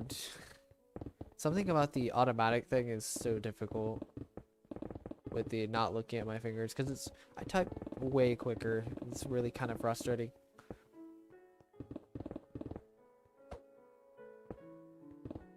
Oh, you're on your... Okay.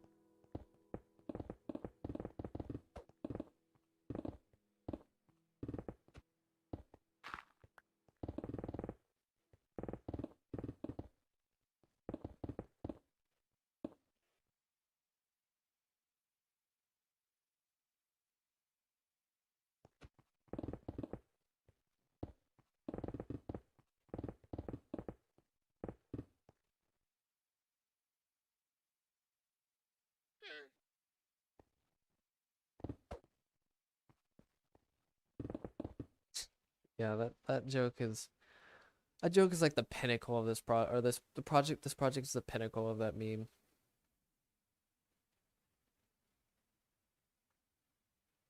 What's up, Die Hard?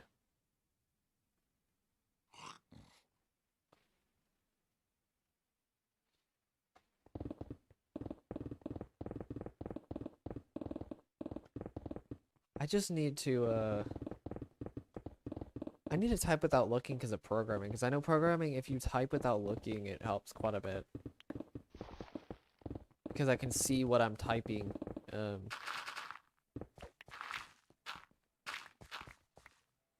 then I can correct on the fly way easier because of SE. The problem is typing fast without taking too long to type without looking, which I can do. I mean, I could do programming with just looking at the keyboard, but at the same time I still want to see if it's faster do it without looking.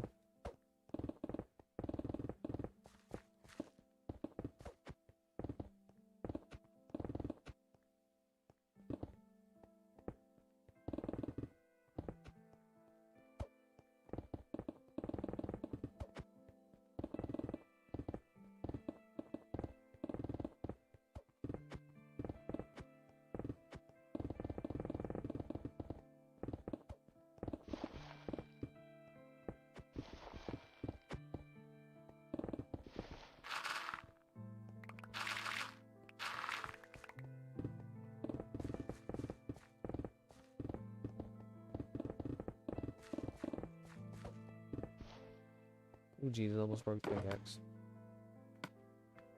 Glad I saw that in time. I barely saw that in time. I'm actually super curious. I want to see how close I was to breaking it. Save it was. And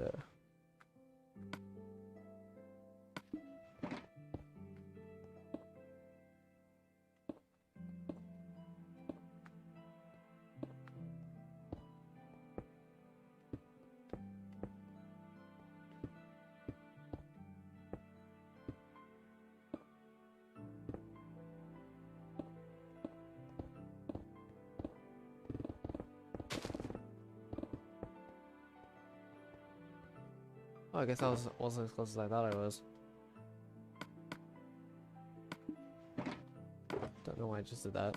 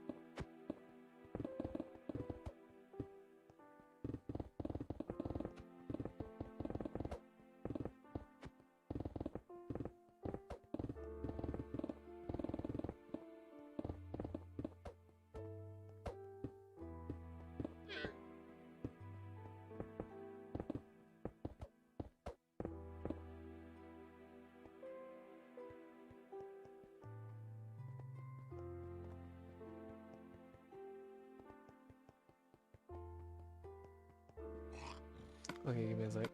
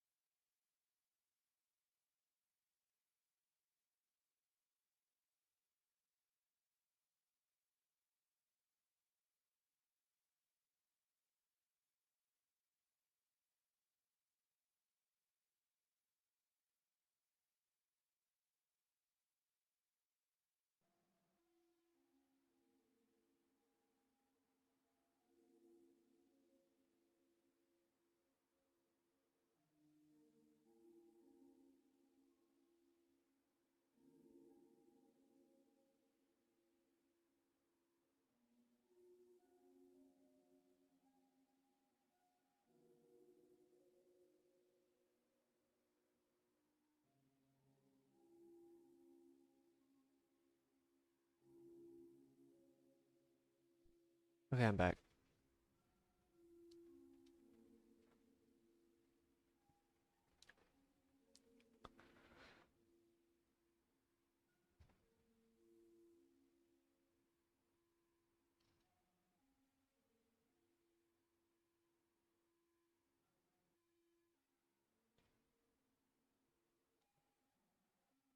Okay, what's up, Zut?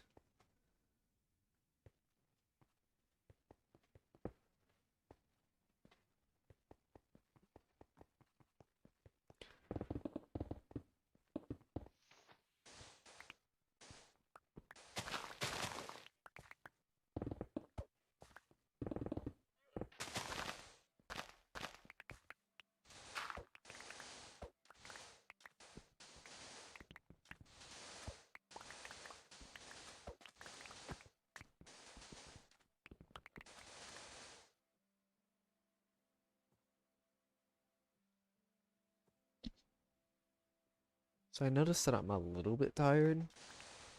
It's not as bad as yesterday though. Stream. At least this time I don't have to like force myself like to try to like put in a little bit more effort to stay awake.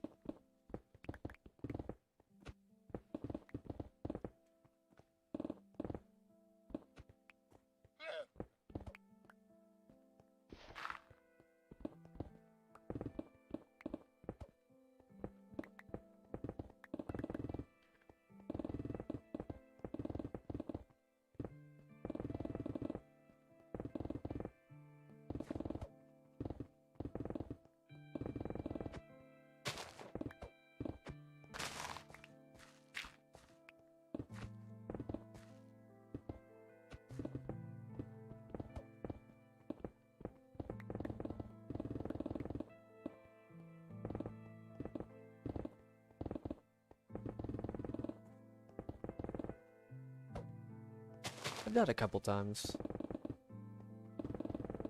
Can't really say how many though.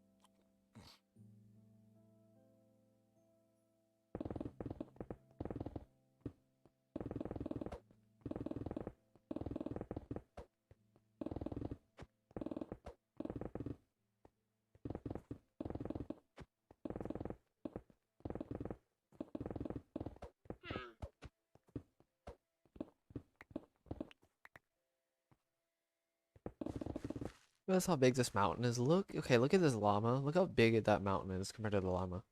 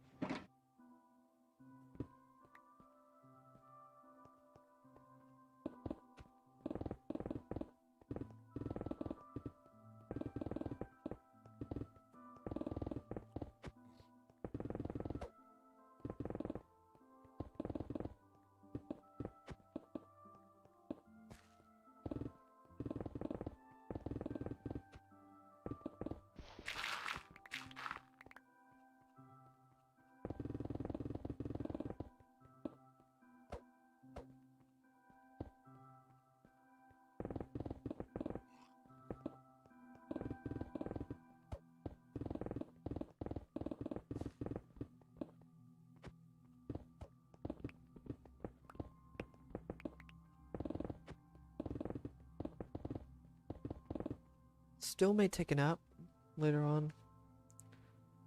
Like, give myself time to take a nap or something like that.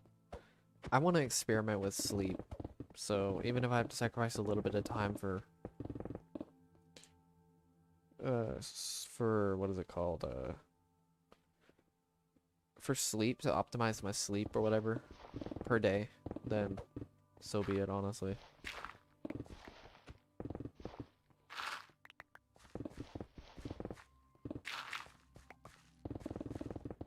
Since I'm starting to understand how sleep works, at least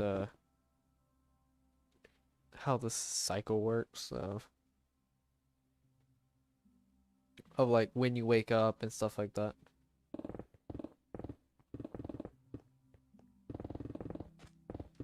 How much sleep you get, how much sleep you get combined with the what sleep cycle you end up in and stuff like that.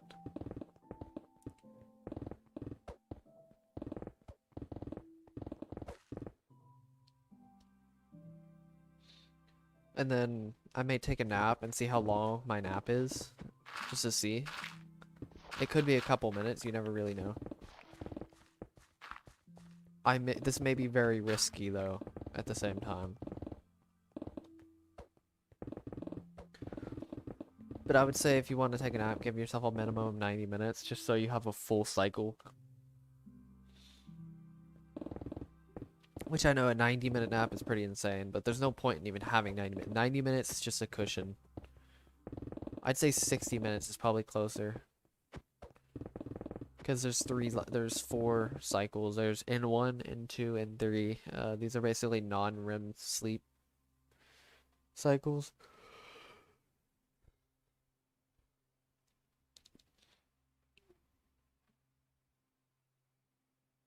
N1 is where you're just starting to fall asleep, or the process of falling asleep. N2 is where you're kind of about to go to sleep. N3 is you're pretty much already fully asleep. REM is the deep sleep, which is you're fully asleep, like you're in the dream zone.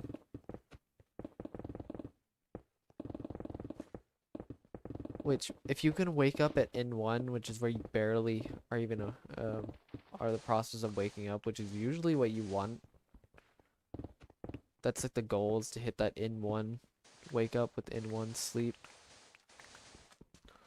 But then it also depends on what kind of deep sleep you get during the night too. So there's a lot of factors that go into it. But if I can optimize the amount of time it takes me for sleep, so yesterday was a great example of that. Yesterday, I got like 6 hours of sleep or something like that, and then I fell asleep for 30 minutes, which horrible idea because when I woke up, I could barely even stay up to. I couldn't even keep my eyes open for a good 10 seconds.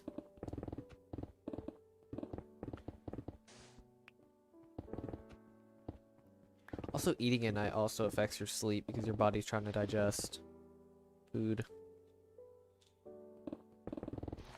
And you're burning that precious energy. Or at least before you sleep. This is why crashing is not good for you either.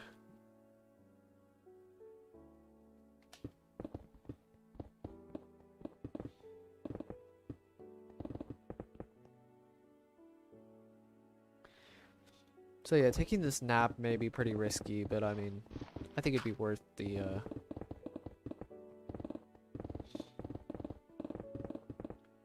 experiment, I guess you could say. And then I can optimize how much sleep I need per day. And then I can optimize what time to go to bed and stuff like that. I know, obviously, I do get home very late, but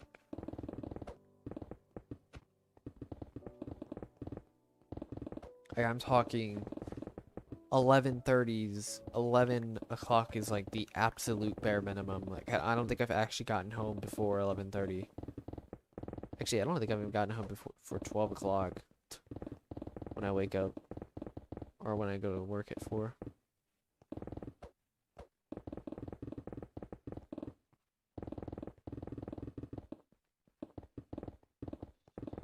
from what I've learned, 7.5 hours and 9 hours of sleep is my optimal sleep.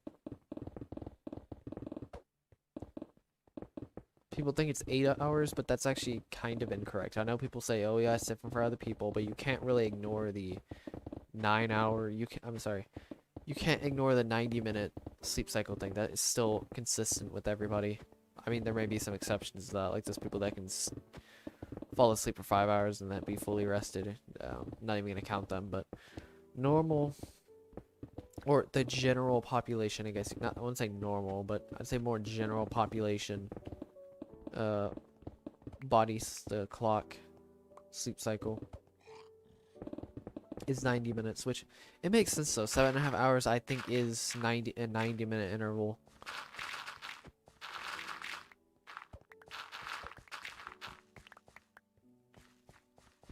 I forgot how many you go through.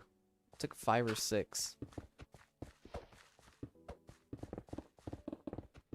So 5 times 90, 450 minutes, which is 60 times 7.5. Yeah, that makes sense. You go through it. That actually makes a lot of sense. Because it's about 5 to 6, and then my optimal sleep is 7.5 to 9 hours. That makes a lot of sense.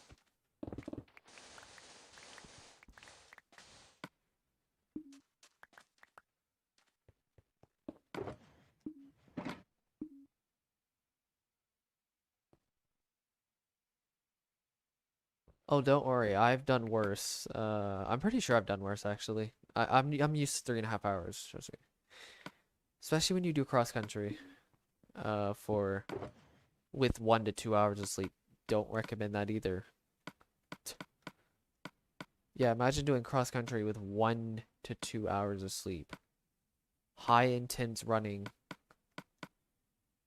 1 to 2 hours. People could barely even do cross country on its own, but I managed to do it with 1 to 2 hours of sleep. Definitely don't recommend. And yes, 3 hours. Honestly, I'd say 6 hours is the bare minimum sleep you should be getting. If you go less than 6 hours, you might as well just stay up the entire night. From my own experiments and my own experience in general.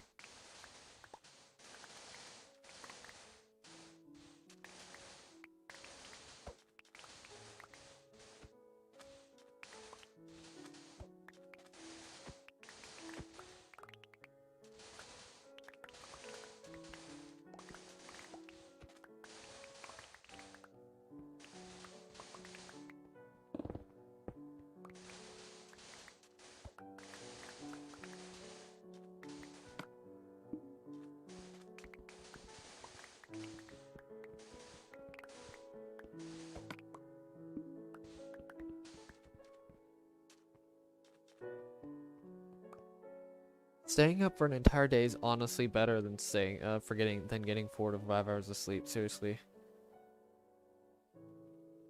it actually isn't that bad to get staying up all night and then sleeping for. I don't know what the long-term consequences are of like, imagine if you stayed up for a day and you sleep for 9 hours. You stayed up for a day. Like, what if you just skipped a day every other day for sleep? What would actually happen? Like, does that actually affect much? Like, you would think you could freak out and say, "Oh my God, you shouldn't stay up," but is it actually, like, sure, generally speaking, you want to get 8 hours of sleep per day, but is it actually something that you have to do?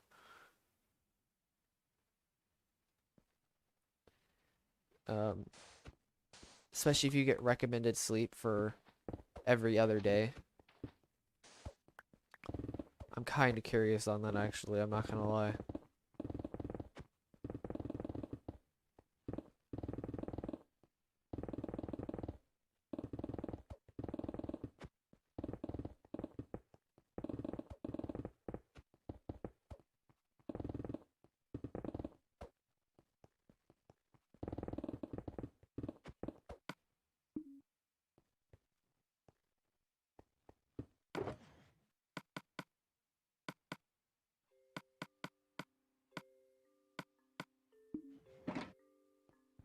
Because wouldn't it depend on what you do? It's like taking a shower every other day. You could do it. It won't do much. Most people take a shower every single day, but technically speaking, you don't have to. It doesn't do much if you take one every other day. Unless you're super high intensity, unless you're doing some super high intense stuff. You could be like, oh yeah, that's disgusting for not taking a shower every day. It's like, alright, people freak out way too much when it comes to breaking the mold, I guess you could say, for the sake of experimenting.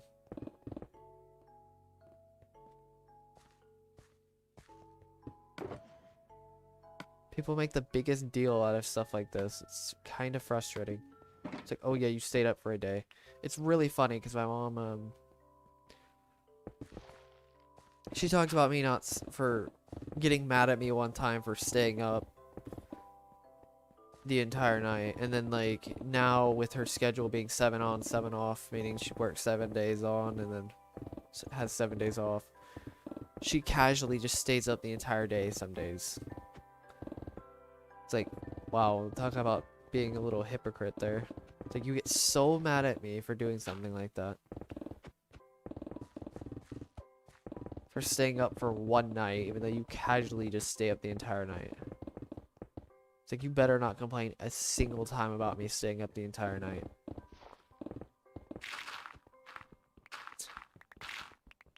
Holy Jesus Christ, that SE critic, swear to God, that hypocrisy is triggering.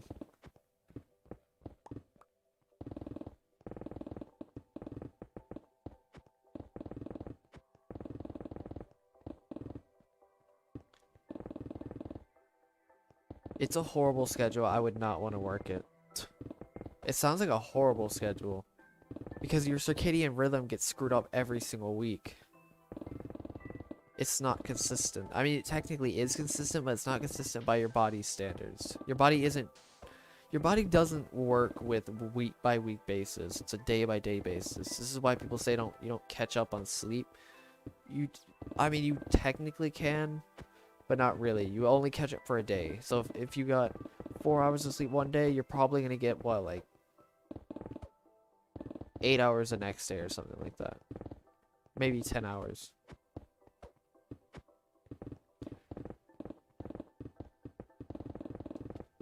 Or some days you could get 4 hours and then just take a nap for 3.5 to 4 hours and you're good. Or whatever it is.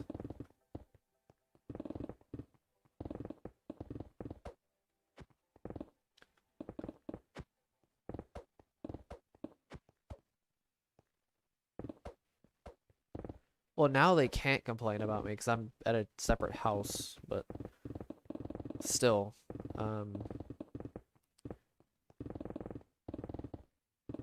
you know what I mean, though, when it comes to staying up one night and then sleeping for 8 hours and staying up the entire night. I don't know how the body would react to that. I kind of want to try it out. I'm not gonna lie, just out of pure curiosity, if it even makes any difference with sleep. Like what will it actually do though? Like, you're just using more energy. I mean, sure, if you're doing some high intensive sport or you're learning something super intensive, even that probably won't even do much, let's be honest. Like, does the body just not have enough time to I just realized I'm hitting the trees.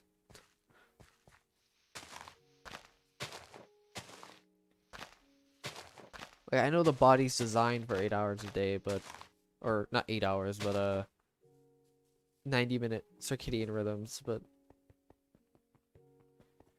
could you technically skip a day and then get full rest and then skip a day and then get full rest and skip a day? Does that work?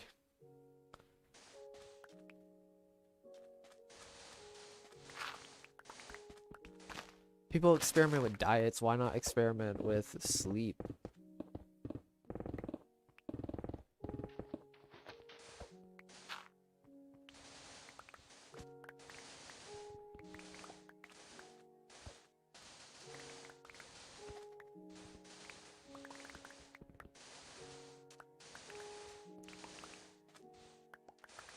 I mean, having this type of schedule could actually be pretty useful, especially for a project like this and the amount of time I have.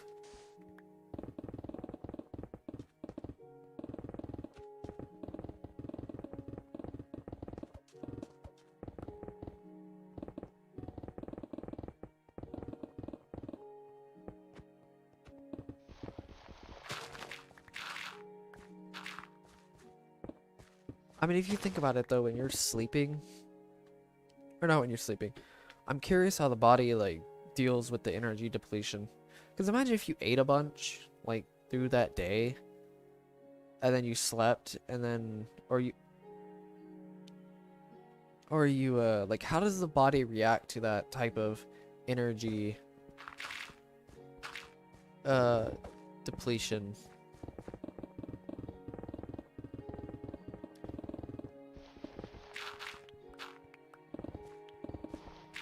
Because I mentioned this earlier that getting less sleep technically is better than actually getting no sleep is better than getting like 4 hours of sleep. I wonder if that accounts for skipping a day. Because usually these people get like 3 hours of sleep every single night, but is that, I mean, wouldn't it technically be better to get 8 hours of sleep? Like if, okay, so imagine if you were busy, right? One day, and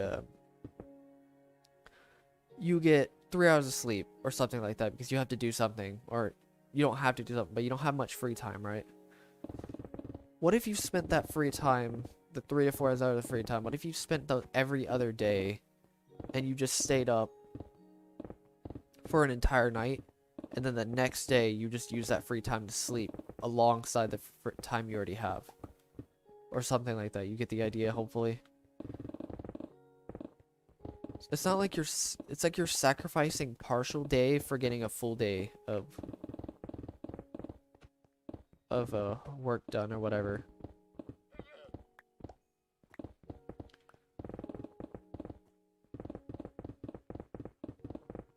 I know it sounds a bit weird, but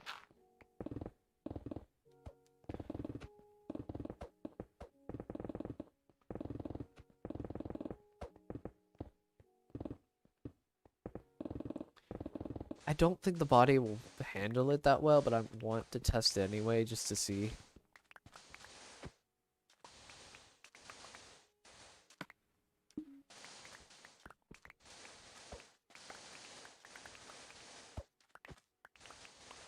It's a great way to get rid of these mountains though. This all this sand. I was trying to figure out how I was gonna get rid of all of it, but this is actually a great way of getting rid of these mountains.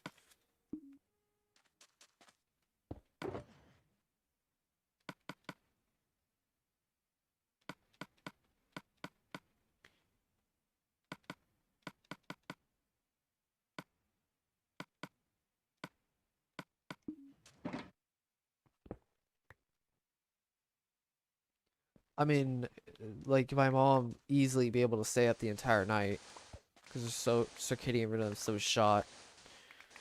But it's like, I mean, that's a bit different. That's a whole week. It's not like a day. I know I mentioned a day-by-day basis, but a day-by-day basis means a sleep awake basis, meaning like you sleep awake, you're sleep, you're awake, you're asleep.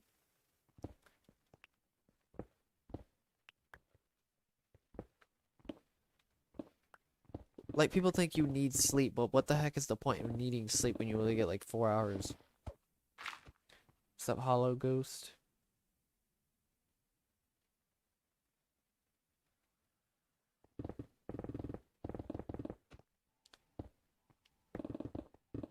Like you're only going through what, like one deep sleep cycle maybe? You may not even get to the deep sleep cycle. You're like almost there, but you're not actually there. And it's like your body can't regenerate. But what happens if you try to just sacrifice one day? Sacrifice every other day with no sleep and just getting a full day's of rest. Like optimal sleep. I'm talking like 9 hours or whatever sleep you get. And then just stay up the next day. And then get optimal sleep. And then stay up the next day. And then get the next sleep. I don't know if the body can handle it over time, but you never really know. I think I'd had to test it just to see.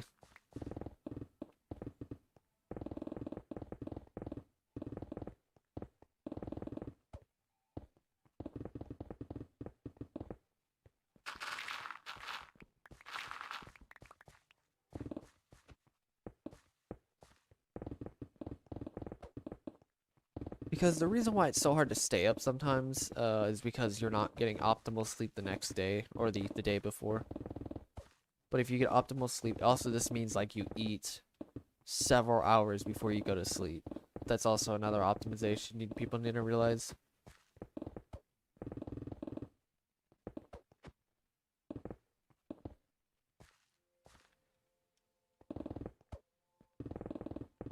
Eat like 3 to 4 hours before you sleep or something like that.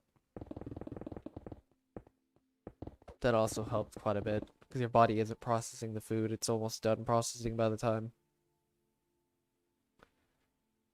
You could even say you should go even further and say like 4 to 6 hours.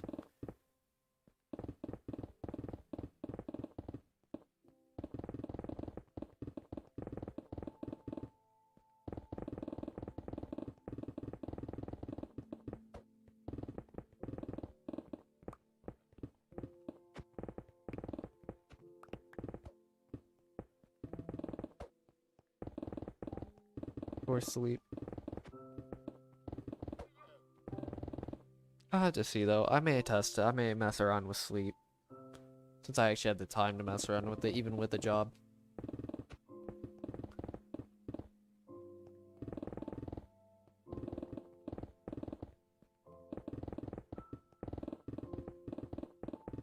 Since this job isn't very intensive whatsoever.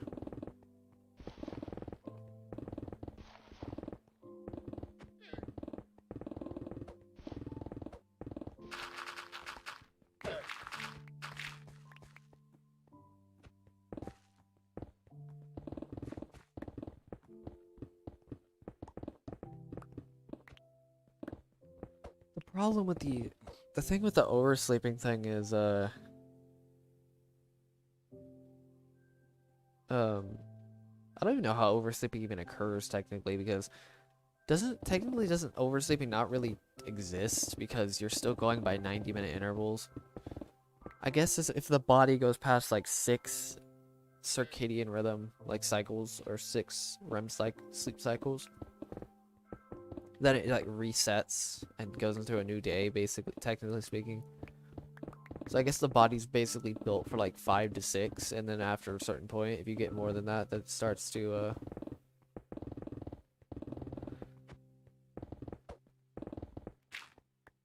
go into the next day or whatever. So you're basically getting like, so if you're going for that nice 12 hours sleep, then it's gonna kinda screw you over.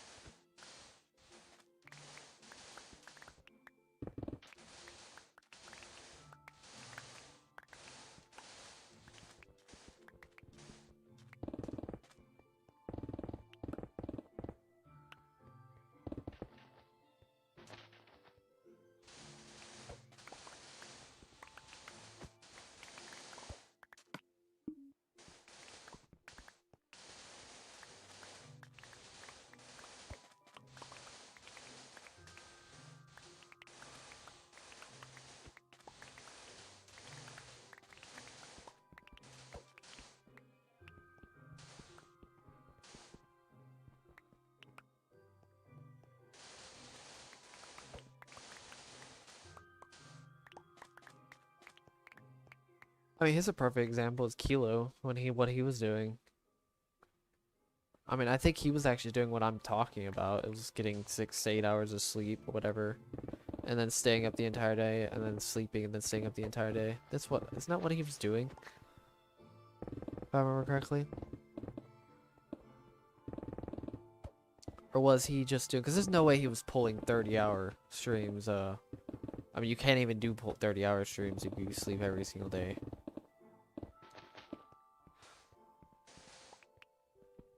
Oh, you turn them off. That's a pretty bad habit, actually.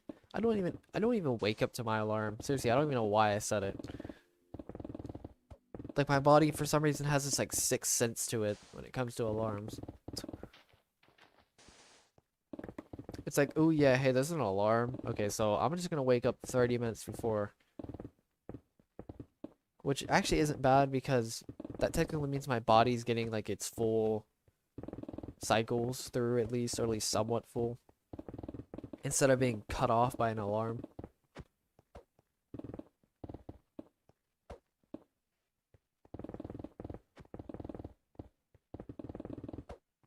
That's the problem with alarms, though, is that people try to cram sleep in, even though you shouldn't be cramming it.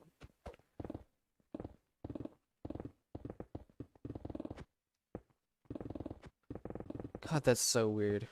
How it just resets.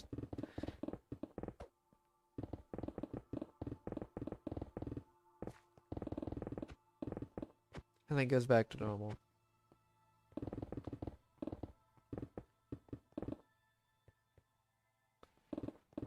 Or at least somewhat normal.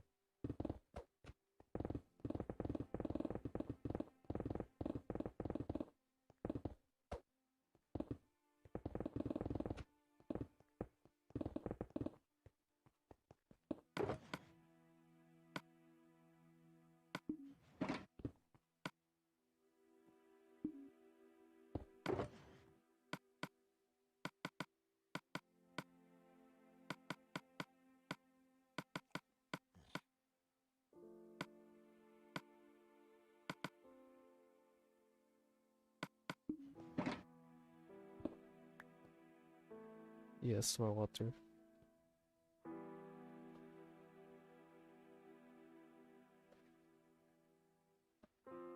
Who's that? Oh, get some more food. I mean, drink. Water.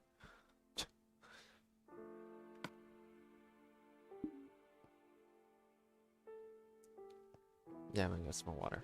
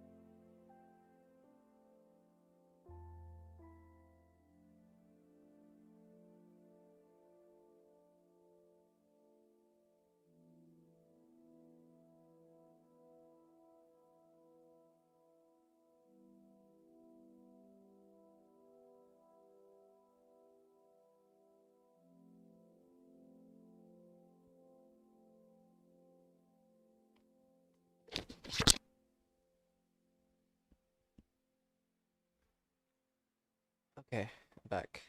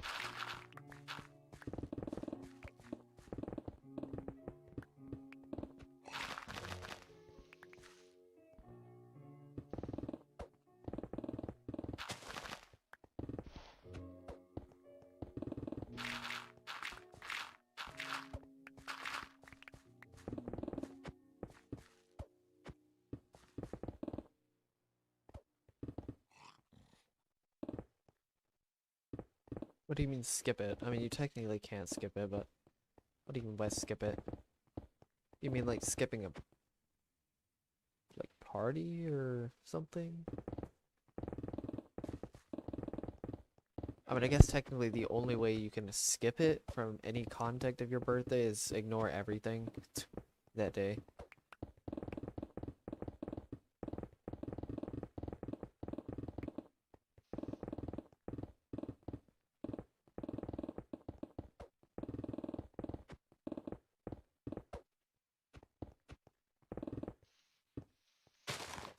I don't know.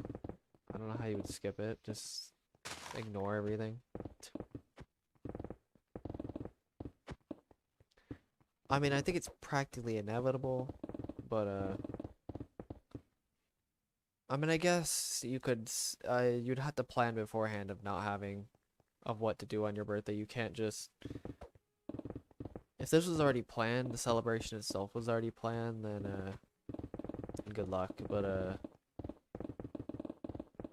if you tried to skip it way before your birthday, then yeah, you could do something like that.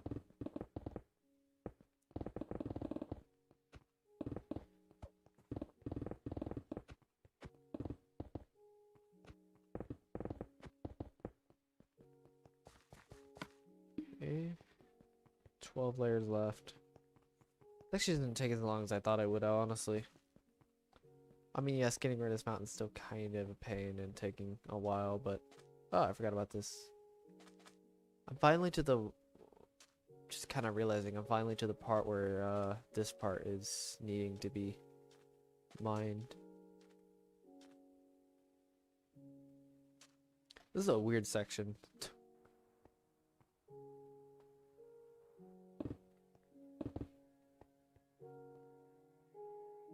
Yeah, I can't think of a way you could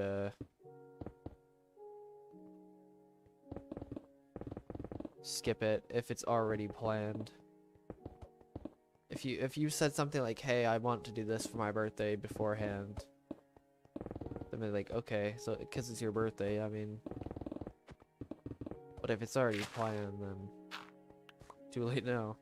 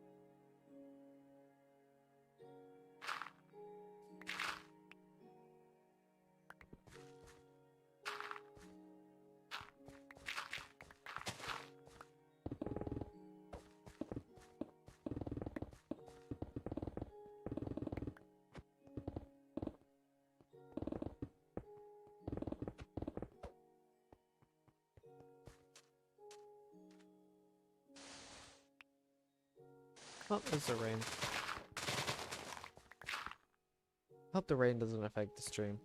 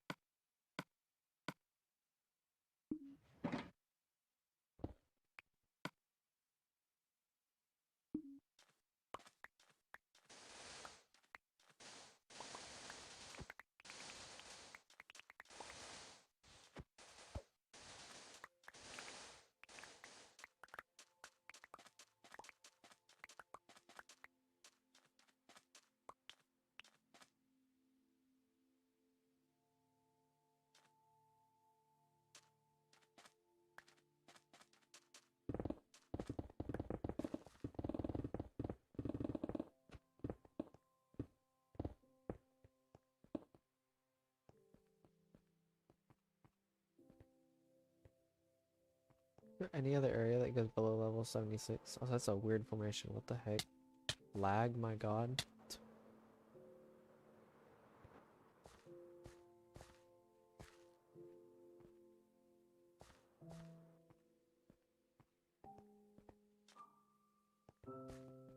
Yeah, I don't think anything actually goes below.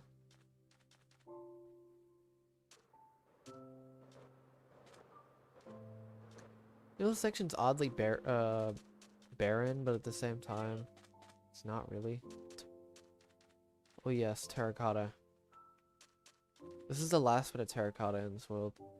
After this, I am done with this monstrosity of a block. I like it, but at the same time, it's kind of a pain to mind the way I'm doing it, so.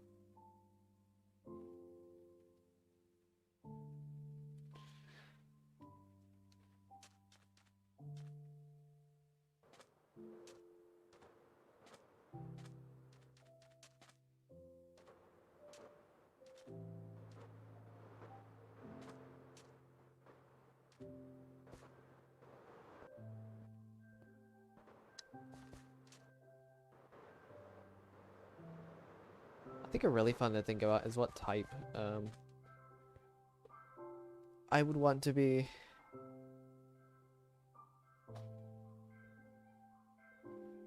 Okay, I think it wasn't. I don't think it was the last section, but I think it was the section before that.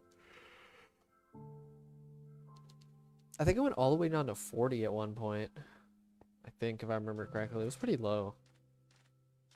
I forget which type I would want to be if I wasn't an INFJ. That's an interesting question.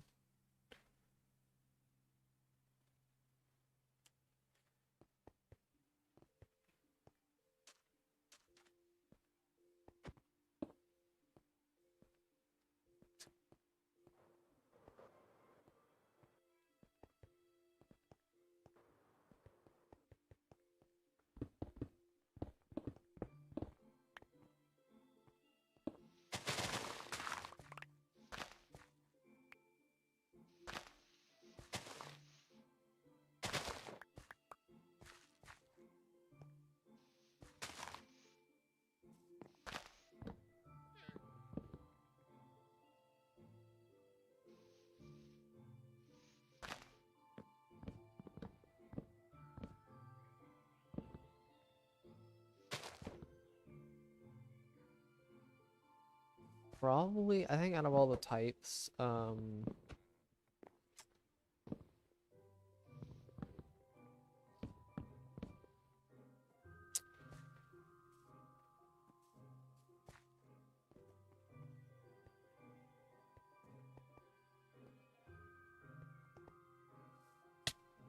probably an INTJ.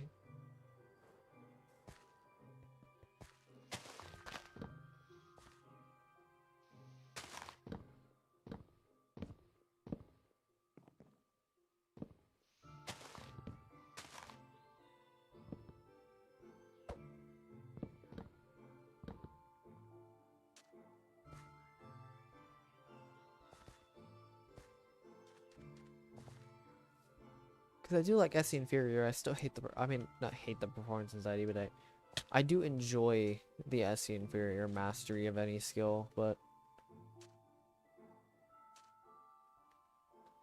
following that TE parent would be really nice. Especially since I'm not super social, so the FE parent doesn't really help. I mean, it helps with social situation, but I'm not in that many. And the FI critic's kind of annoying, so it'd be kind of a deficit to deal with.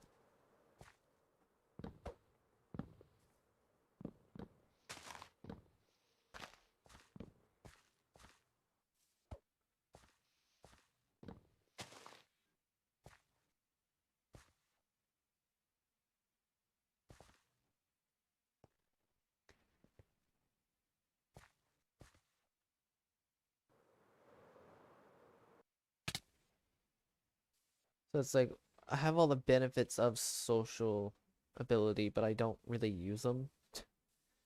Because I don't have so I'd gain all the benefits of T parent with their research of independence.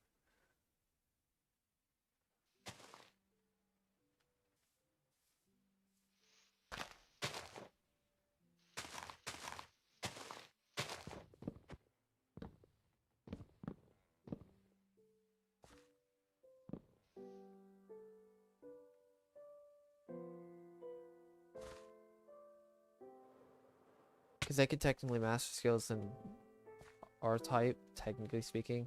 Actually, well, I mean, if they aren't lazy with their mood, but I mean, I guess that's one advantage we technically do have in terms of skill building.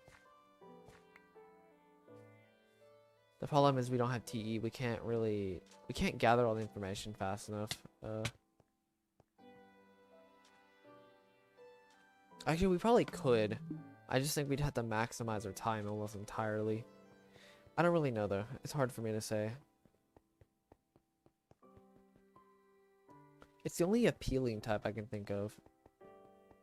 Like, I'm thinking of the fears and worry, really, of the...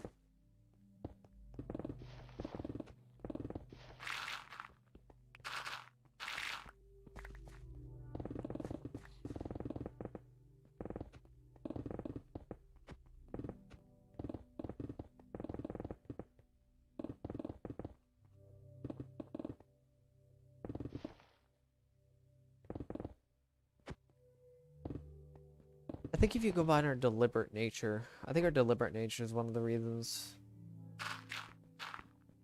which can be very off-putting. The deliberateness doesn't help with our,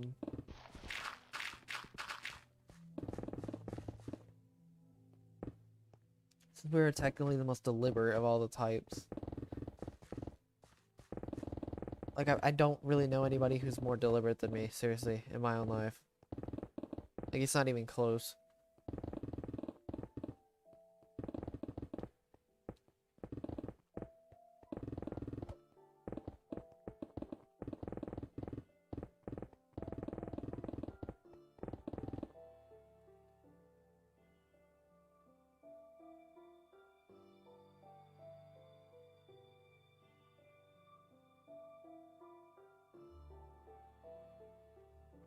I mean, I do it all the time with the never talking thing.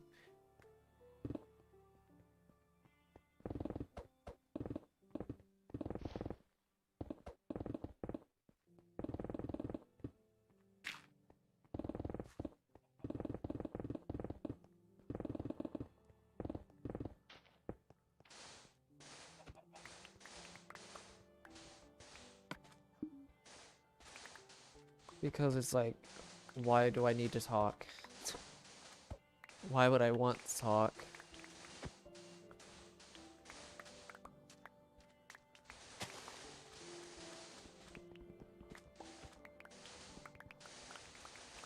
I have no reason to talk. Unless I'm being talked to specifically. Because, you know, being introverted, responding to people and actually initiating points.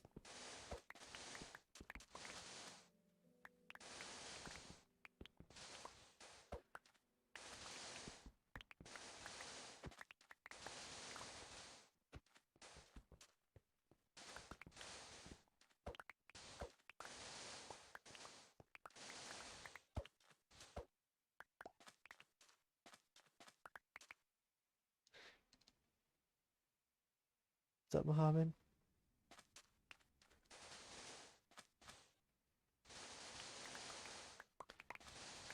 That's why I like one-on-one chats as well.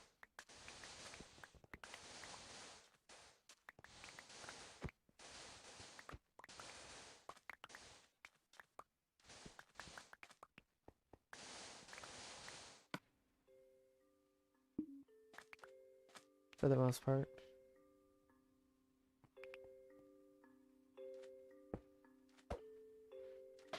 To be fair, we do need to calm down with the attention thing, because I know we don't like having a ton of attention at a time, because that's inferior, but it is kind of arrogant to think that to get with somebody because you can actually keep somebody's attention. It's actually pretty humbling when you get with a group of people and you don't have the attention.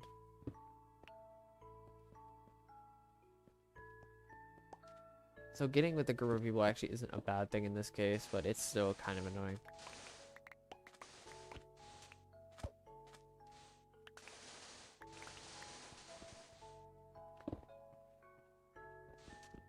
Trust me, I've never really done that before, where it's like, oh yeah, I'm just going one-on-one because I actually get the attention. But that's kind of stubborn and kind of... It's not only kind of selfish, but it's also,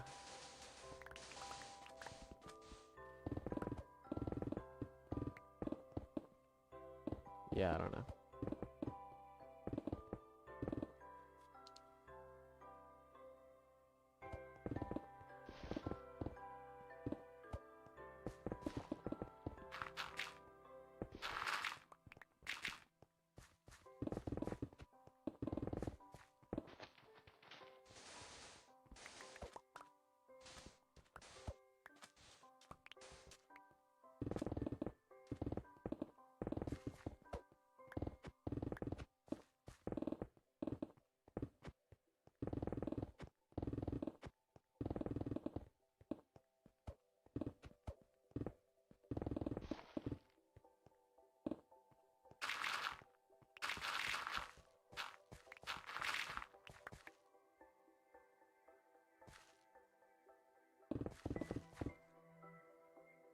I'm going to be in the stream in roughly 30 minutes. Roughly.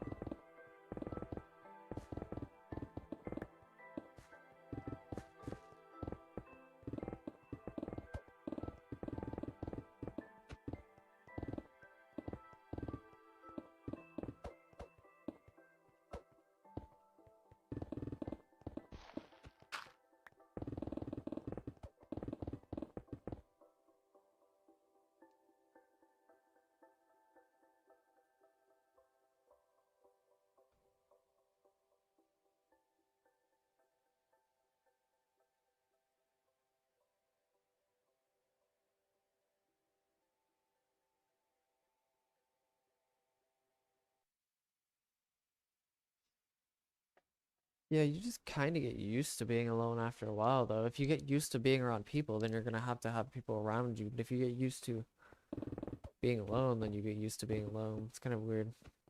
I mean, obviously, introversion and extroversion kind of obviously play a role in that, because, you know, gaining energy one-on-one or alone, and then extroverting is 3 people at least. Minimum 3 people.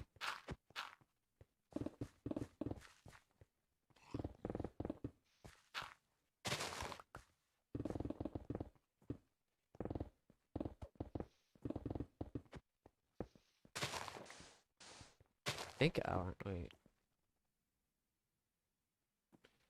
Yeah, I'll do them. I really just want to experiment with sleep just a little bit. I mean, I'll sacrifice a little bit of stream time for some experimentation because it'll actually be worth it. Because I may be able to get some good streaming in sometime when I actually figure out how to optimize my sleeping.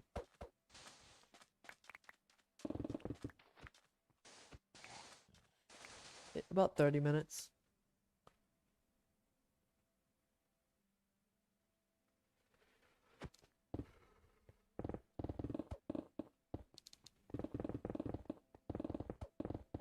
Actually, how long have I been streaming for? Does anybody know?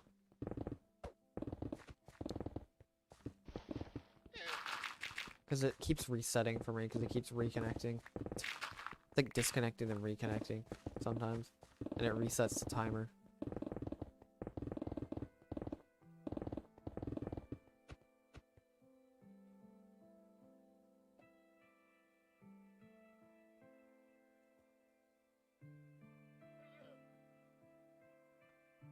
Okay, not bad.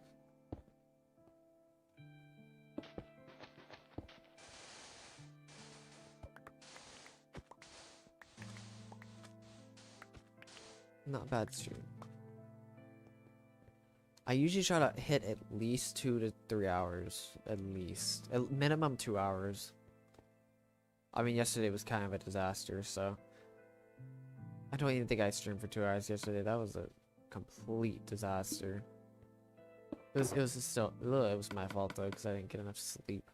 Or actually, it was my fault, because I actually got enough sleep. I just, I decided to take a nap, which screwed me over. Sorry, not the 60-minute nap. The nap before I had to go to work.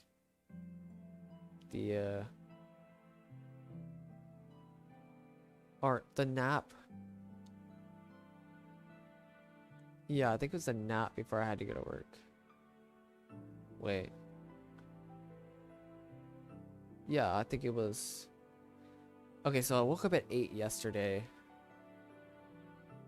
And then I was like, ooh, I'll go to sleep for 30 minutes because I have a little bit of time. Yep, that screwed me over so badly. That 30 minutes costed me dearly.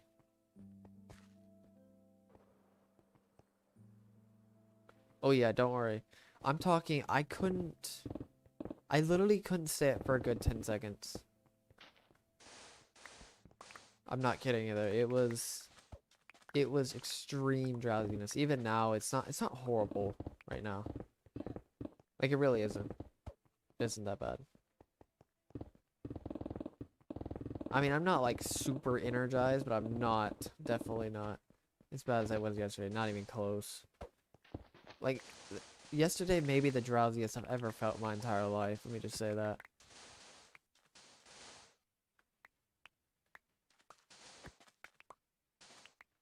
It was like fighting a brick wall and expecting it to move.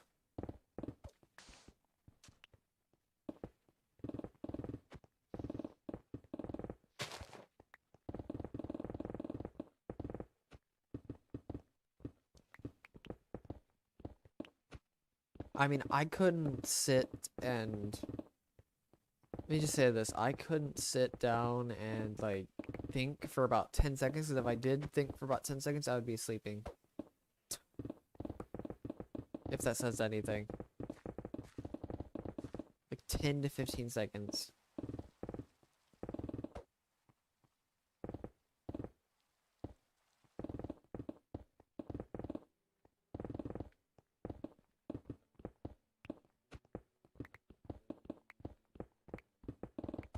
It didn't matter what I did either. I went outside, I did a little quick little jog thing, whatever, in the sun and everything. And then yeah, that was just like a fighting fighting an unwinnable. Oh my god, an unwinnable battle. It's a unwinnable battle. An unwinnable battle. There we go. Better. But yeah, it was really bad. Even now, I'm not even like, I'm not super tired. I'm a little bit tired. I can feel it.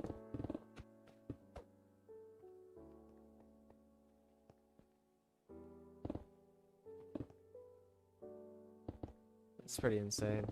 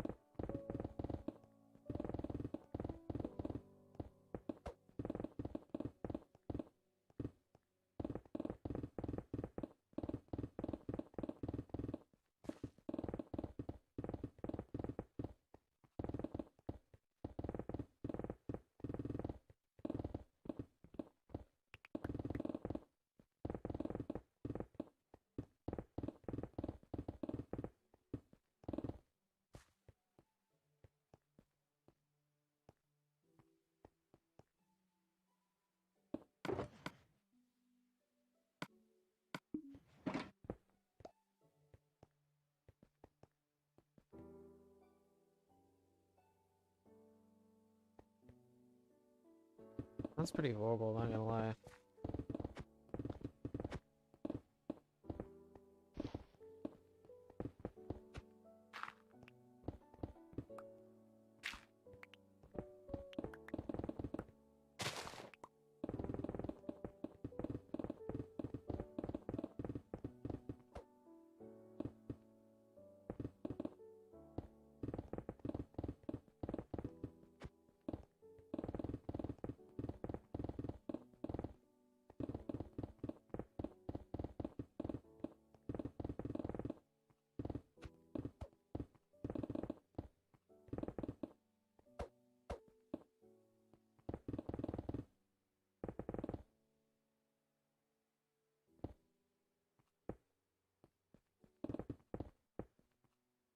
I've also heard that the second shot was pretty bad. It was worse than the first one.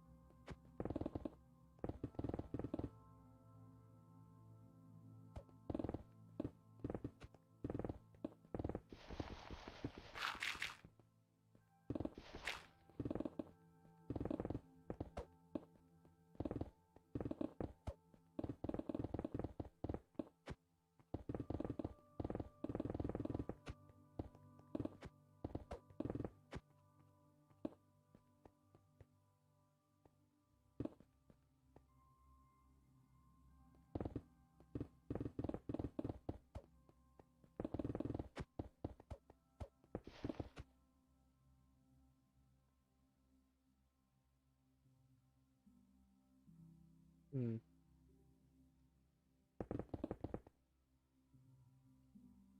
Yeah, I'm still a bit tired, I'm not gonna lie. Oh, this may just be, this may not even be the fact that I got a bad circadian rhythm, but, or not bad circadian rhythm. Bad time to wake up, but I don't know.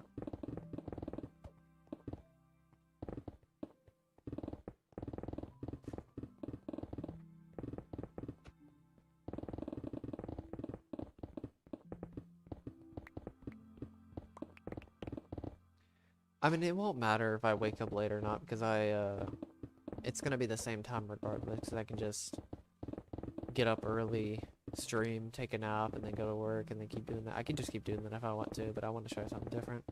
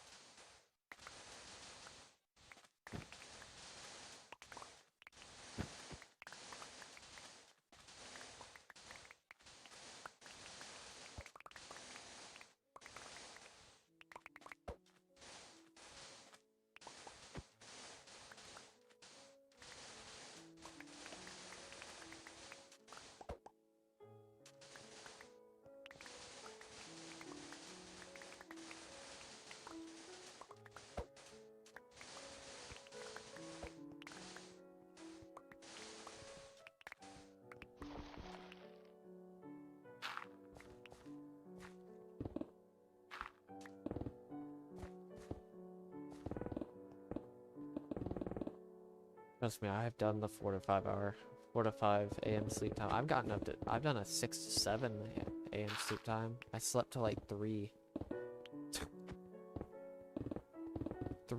p.m. That was a horrible sleep schedule. I wasted so much time doing that schedule.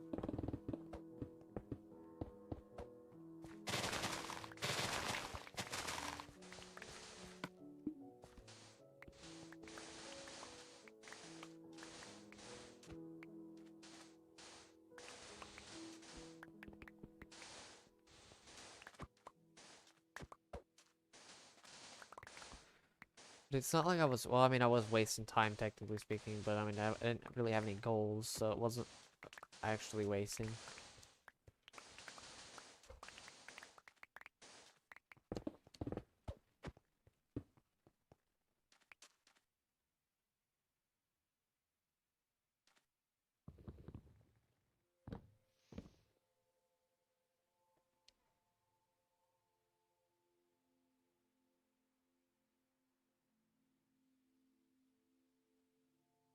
Oh, Jesus Christ, dude. 8 to 9.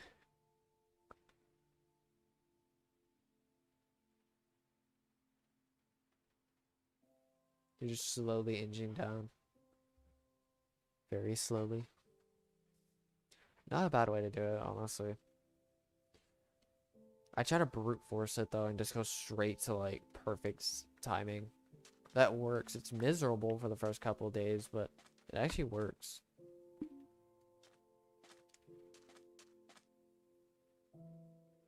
$74. Yeah, I'm pretty much...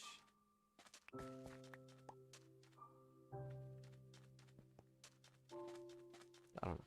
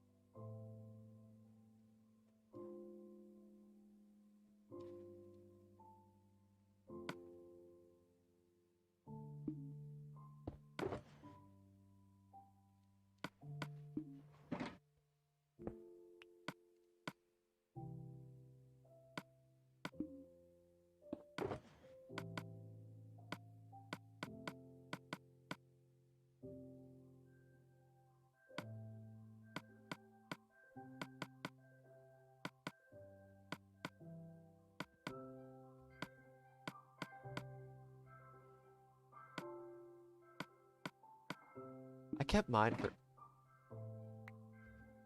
kept mine for a little bit, but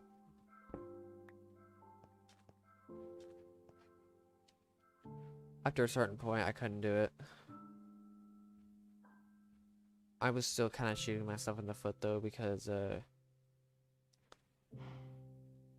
I still wasn't getting that much sleep. It wasn't even optimal sleep either, which was really unfortunate, especially for that job. It's a discount tire job. When I actually fixed my schedule in like 4 days or whatever, that was oh god, yeah, that was not a pretty month. About a month or so. Yeah, that was not pretty. Pretty much 90% of it was my fault anyway. I'd say the 10% was actually the person who was teaching me, but I'd say 90% it was my fault.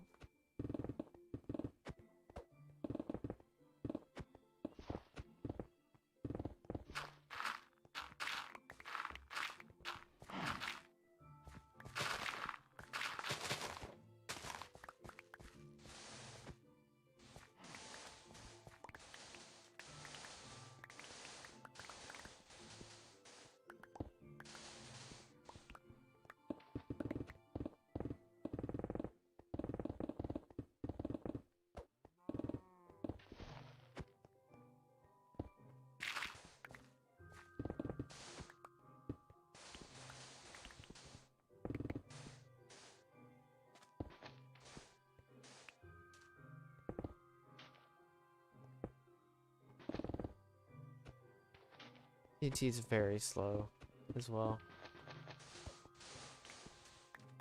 I can mine. Yep, I've probably already mined about 4 or 5 pieces of TNT. Yep. In that one sentence.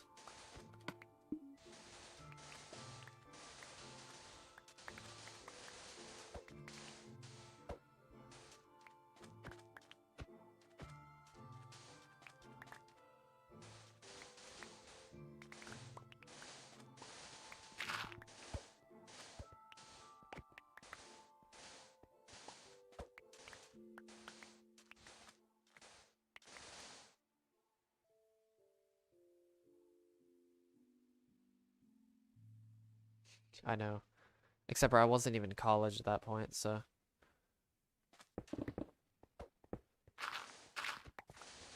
Except for I can do, yeah, it started when I was 17. Was I like, I don't think I was even a sophomore. No, I'm sorry, I was a sophomore. I think I just turned a junior.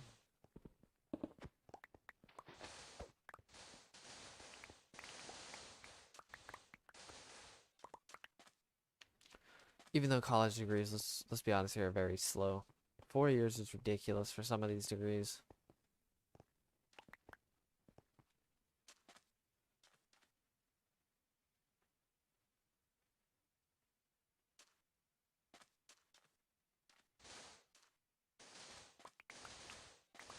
So just college is not efficient whatsoever.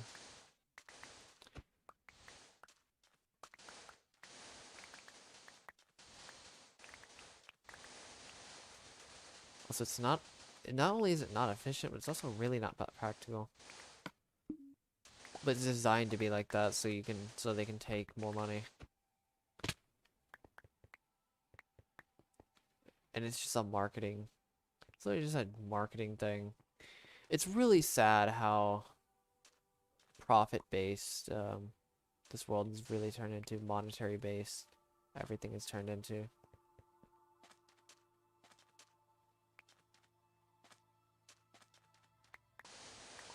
Especially even education.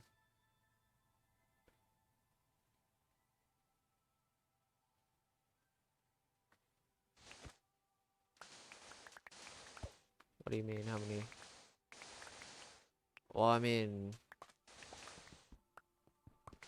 yeah, that is true. Germany, but the US is literally the most expensive place. I think the UK could be. Nah, the US is definitely the most expensive. There's actually not much of a question there. I think the UK actually has the most expensive college, though. No, on average, though.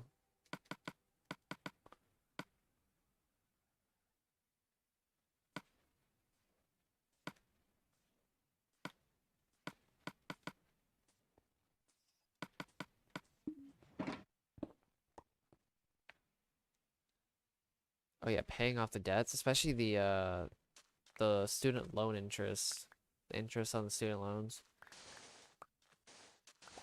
Yeah. Yeah, it's yeah, let's just okay, let's just make this very inefficient system that is very one-minded, that only teaches specific type of way. Let's cram as much stuff as subject as possible, even though they don't actually matter that much. Just take your money. And let's just make a marketing scheme so people go into it more, even though it actually isn't that useful. And let's make that very expensive with student loan debt. This is talking mainly in the US.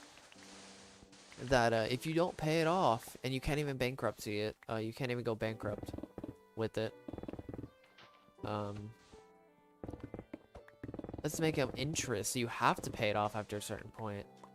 Because you're literally enslaving people for some reason.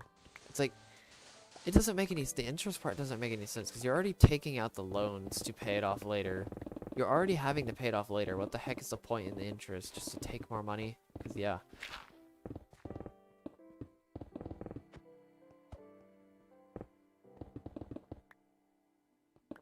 It's like, wow, thank you for being the most inefficient thing ever. Just for the sake of monetary gains. For your own agenda.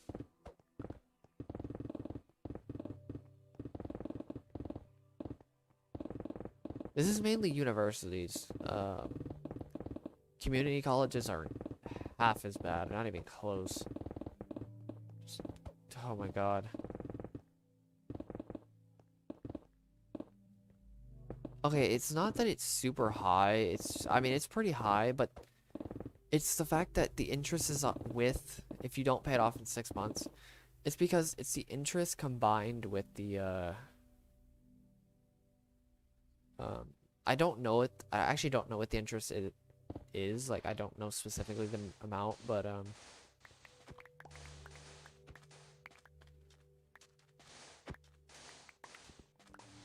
it's the fact that it's after only 6 months. If you don't pay it off, you start to get, interest. Which is really insane. But it's not really the interest itself. It's the amount you have to pay along with the interest. Which is ridiculous. Average debt, I think it's 37K. It could be, that was kind of an older statistic. It could be over 40K at this point. I'm pretty sure it's 37,000 on average. And even now, that seems pretty low, I'm not gonna lie. Especially the higher level universities I've seen.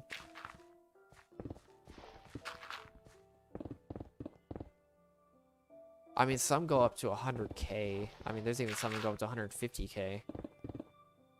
Combine that with the interest, it racks up a lot. Some people have to spend like $1,000 a month, or maybe not 1,000, but I mean, there are probably some people who have to spend $1,000 a month just on student loans. And do mind you, paying off the interest is one thing, but you have to pay off the principal with it, because the thing is, if you just kind of just do small little payments on it, you're just paying off the interest, so you're never actually paying the student loans themselves down. So you're just, it's like an extra burden they decide to put on people. After 4 years, do mind you, 4 years of education, possibly just theoretical education that actually isn't that practical. Just for this slip of paper.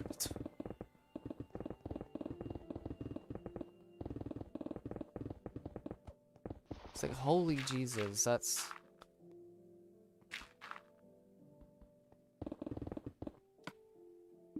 a lot of work and tons of studying and stuff like that. Obviously, because you have to study for multiple classes, and some of these classes don't even don't even mean anything. Like engineering students writing essays. Stuff like that.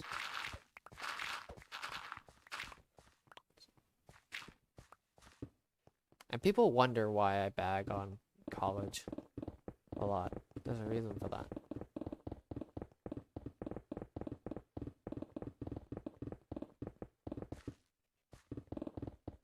Exactly. Exactly. That's what I'm saying. Inefficient. College is so inefficient.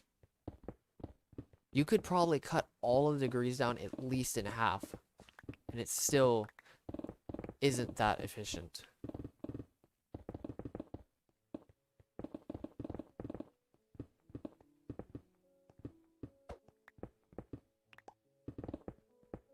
Four years, I don't think people realize how far 4 years actually is, especially if you specialize deeply in 4 years. Imagine how good you could get with specific skills. But nope, let's do random classes and forced electives that may not even pertain to your degree.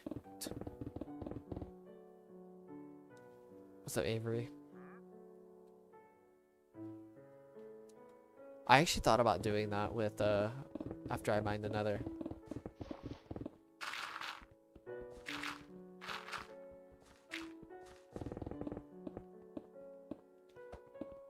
I've seen what I've if you mentioned the end, I have done the end, like max end, because I've covered my entire end in cobblestone one time, cobblestone slabs or whatever, stone slabs, and it's not as good as, not even close as good as the PC version. Holy Jesus, that thing is broken.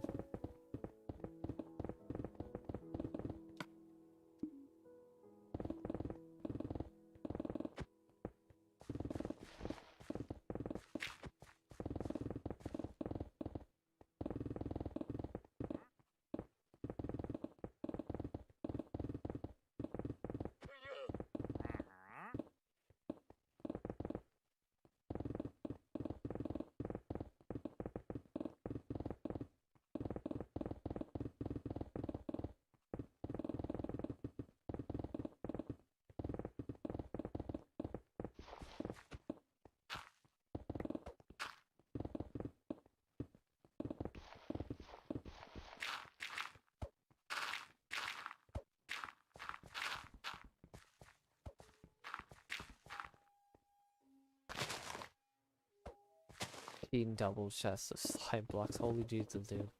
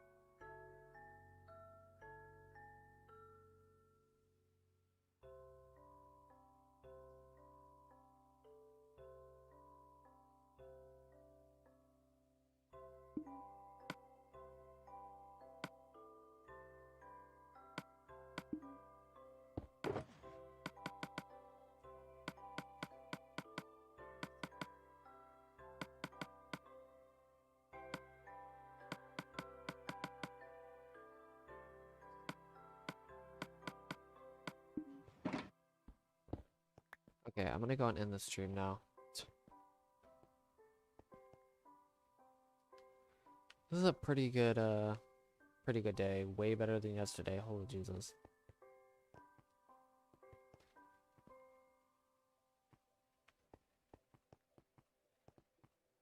Seriously. Get some more water.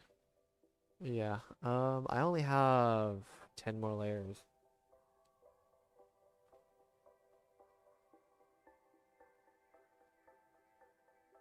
Yeah, I'll see you guys later.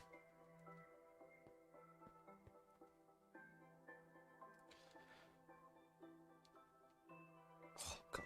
Alright. See you guys.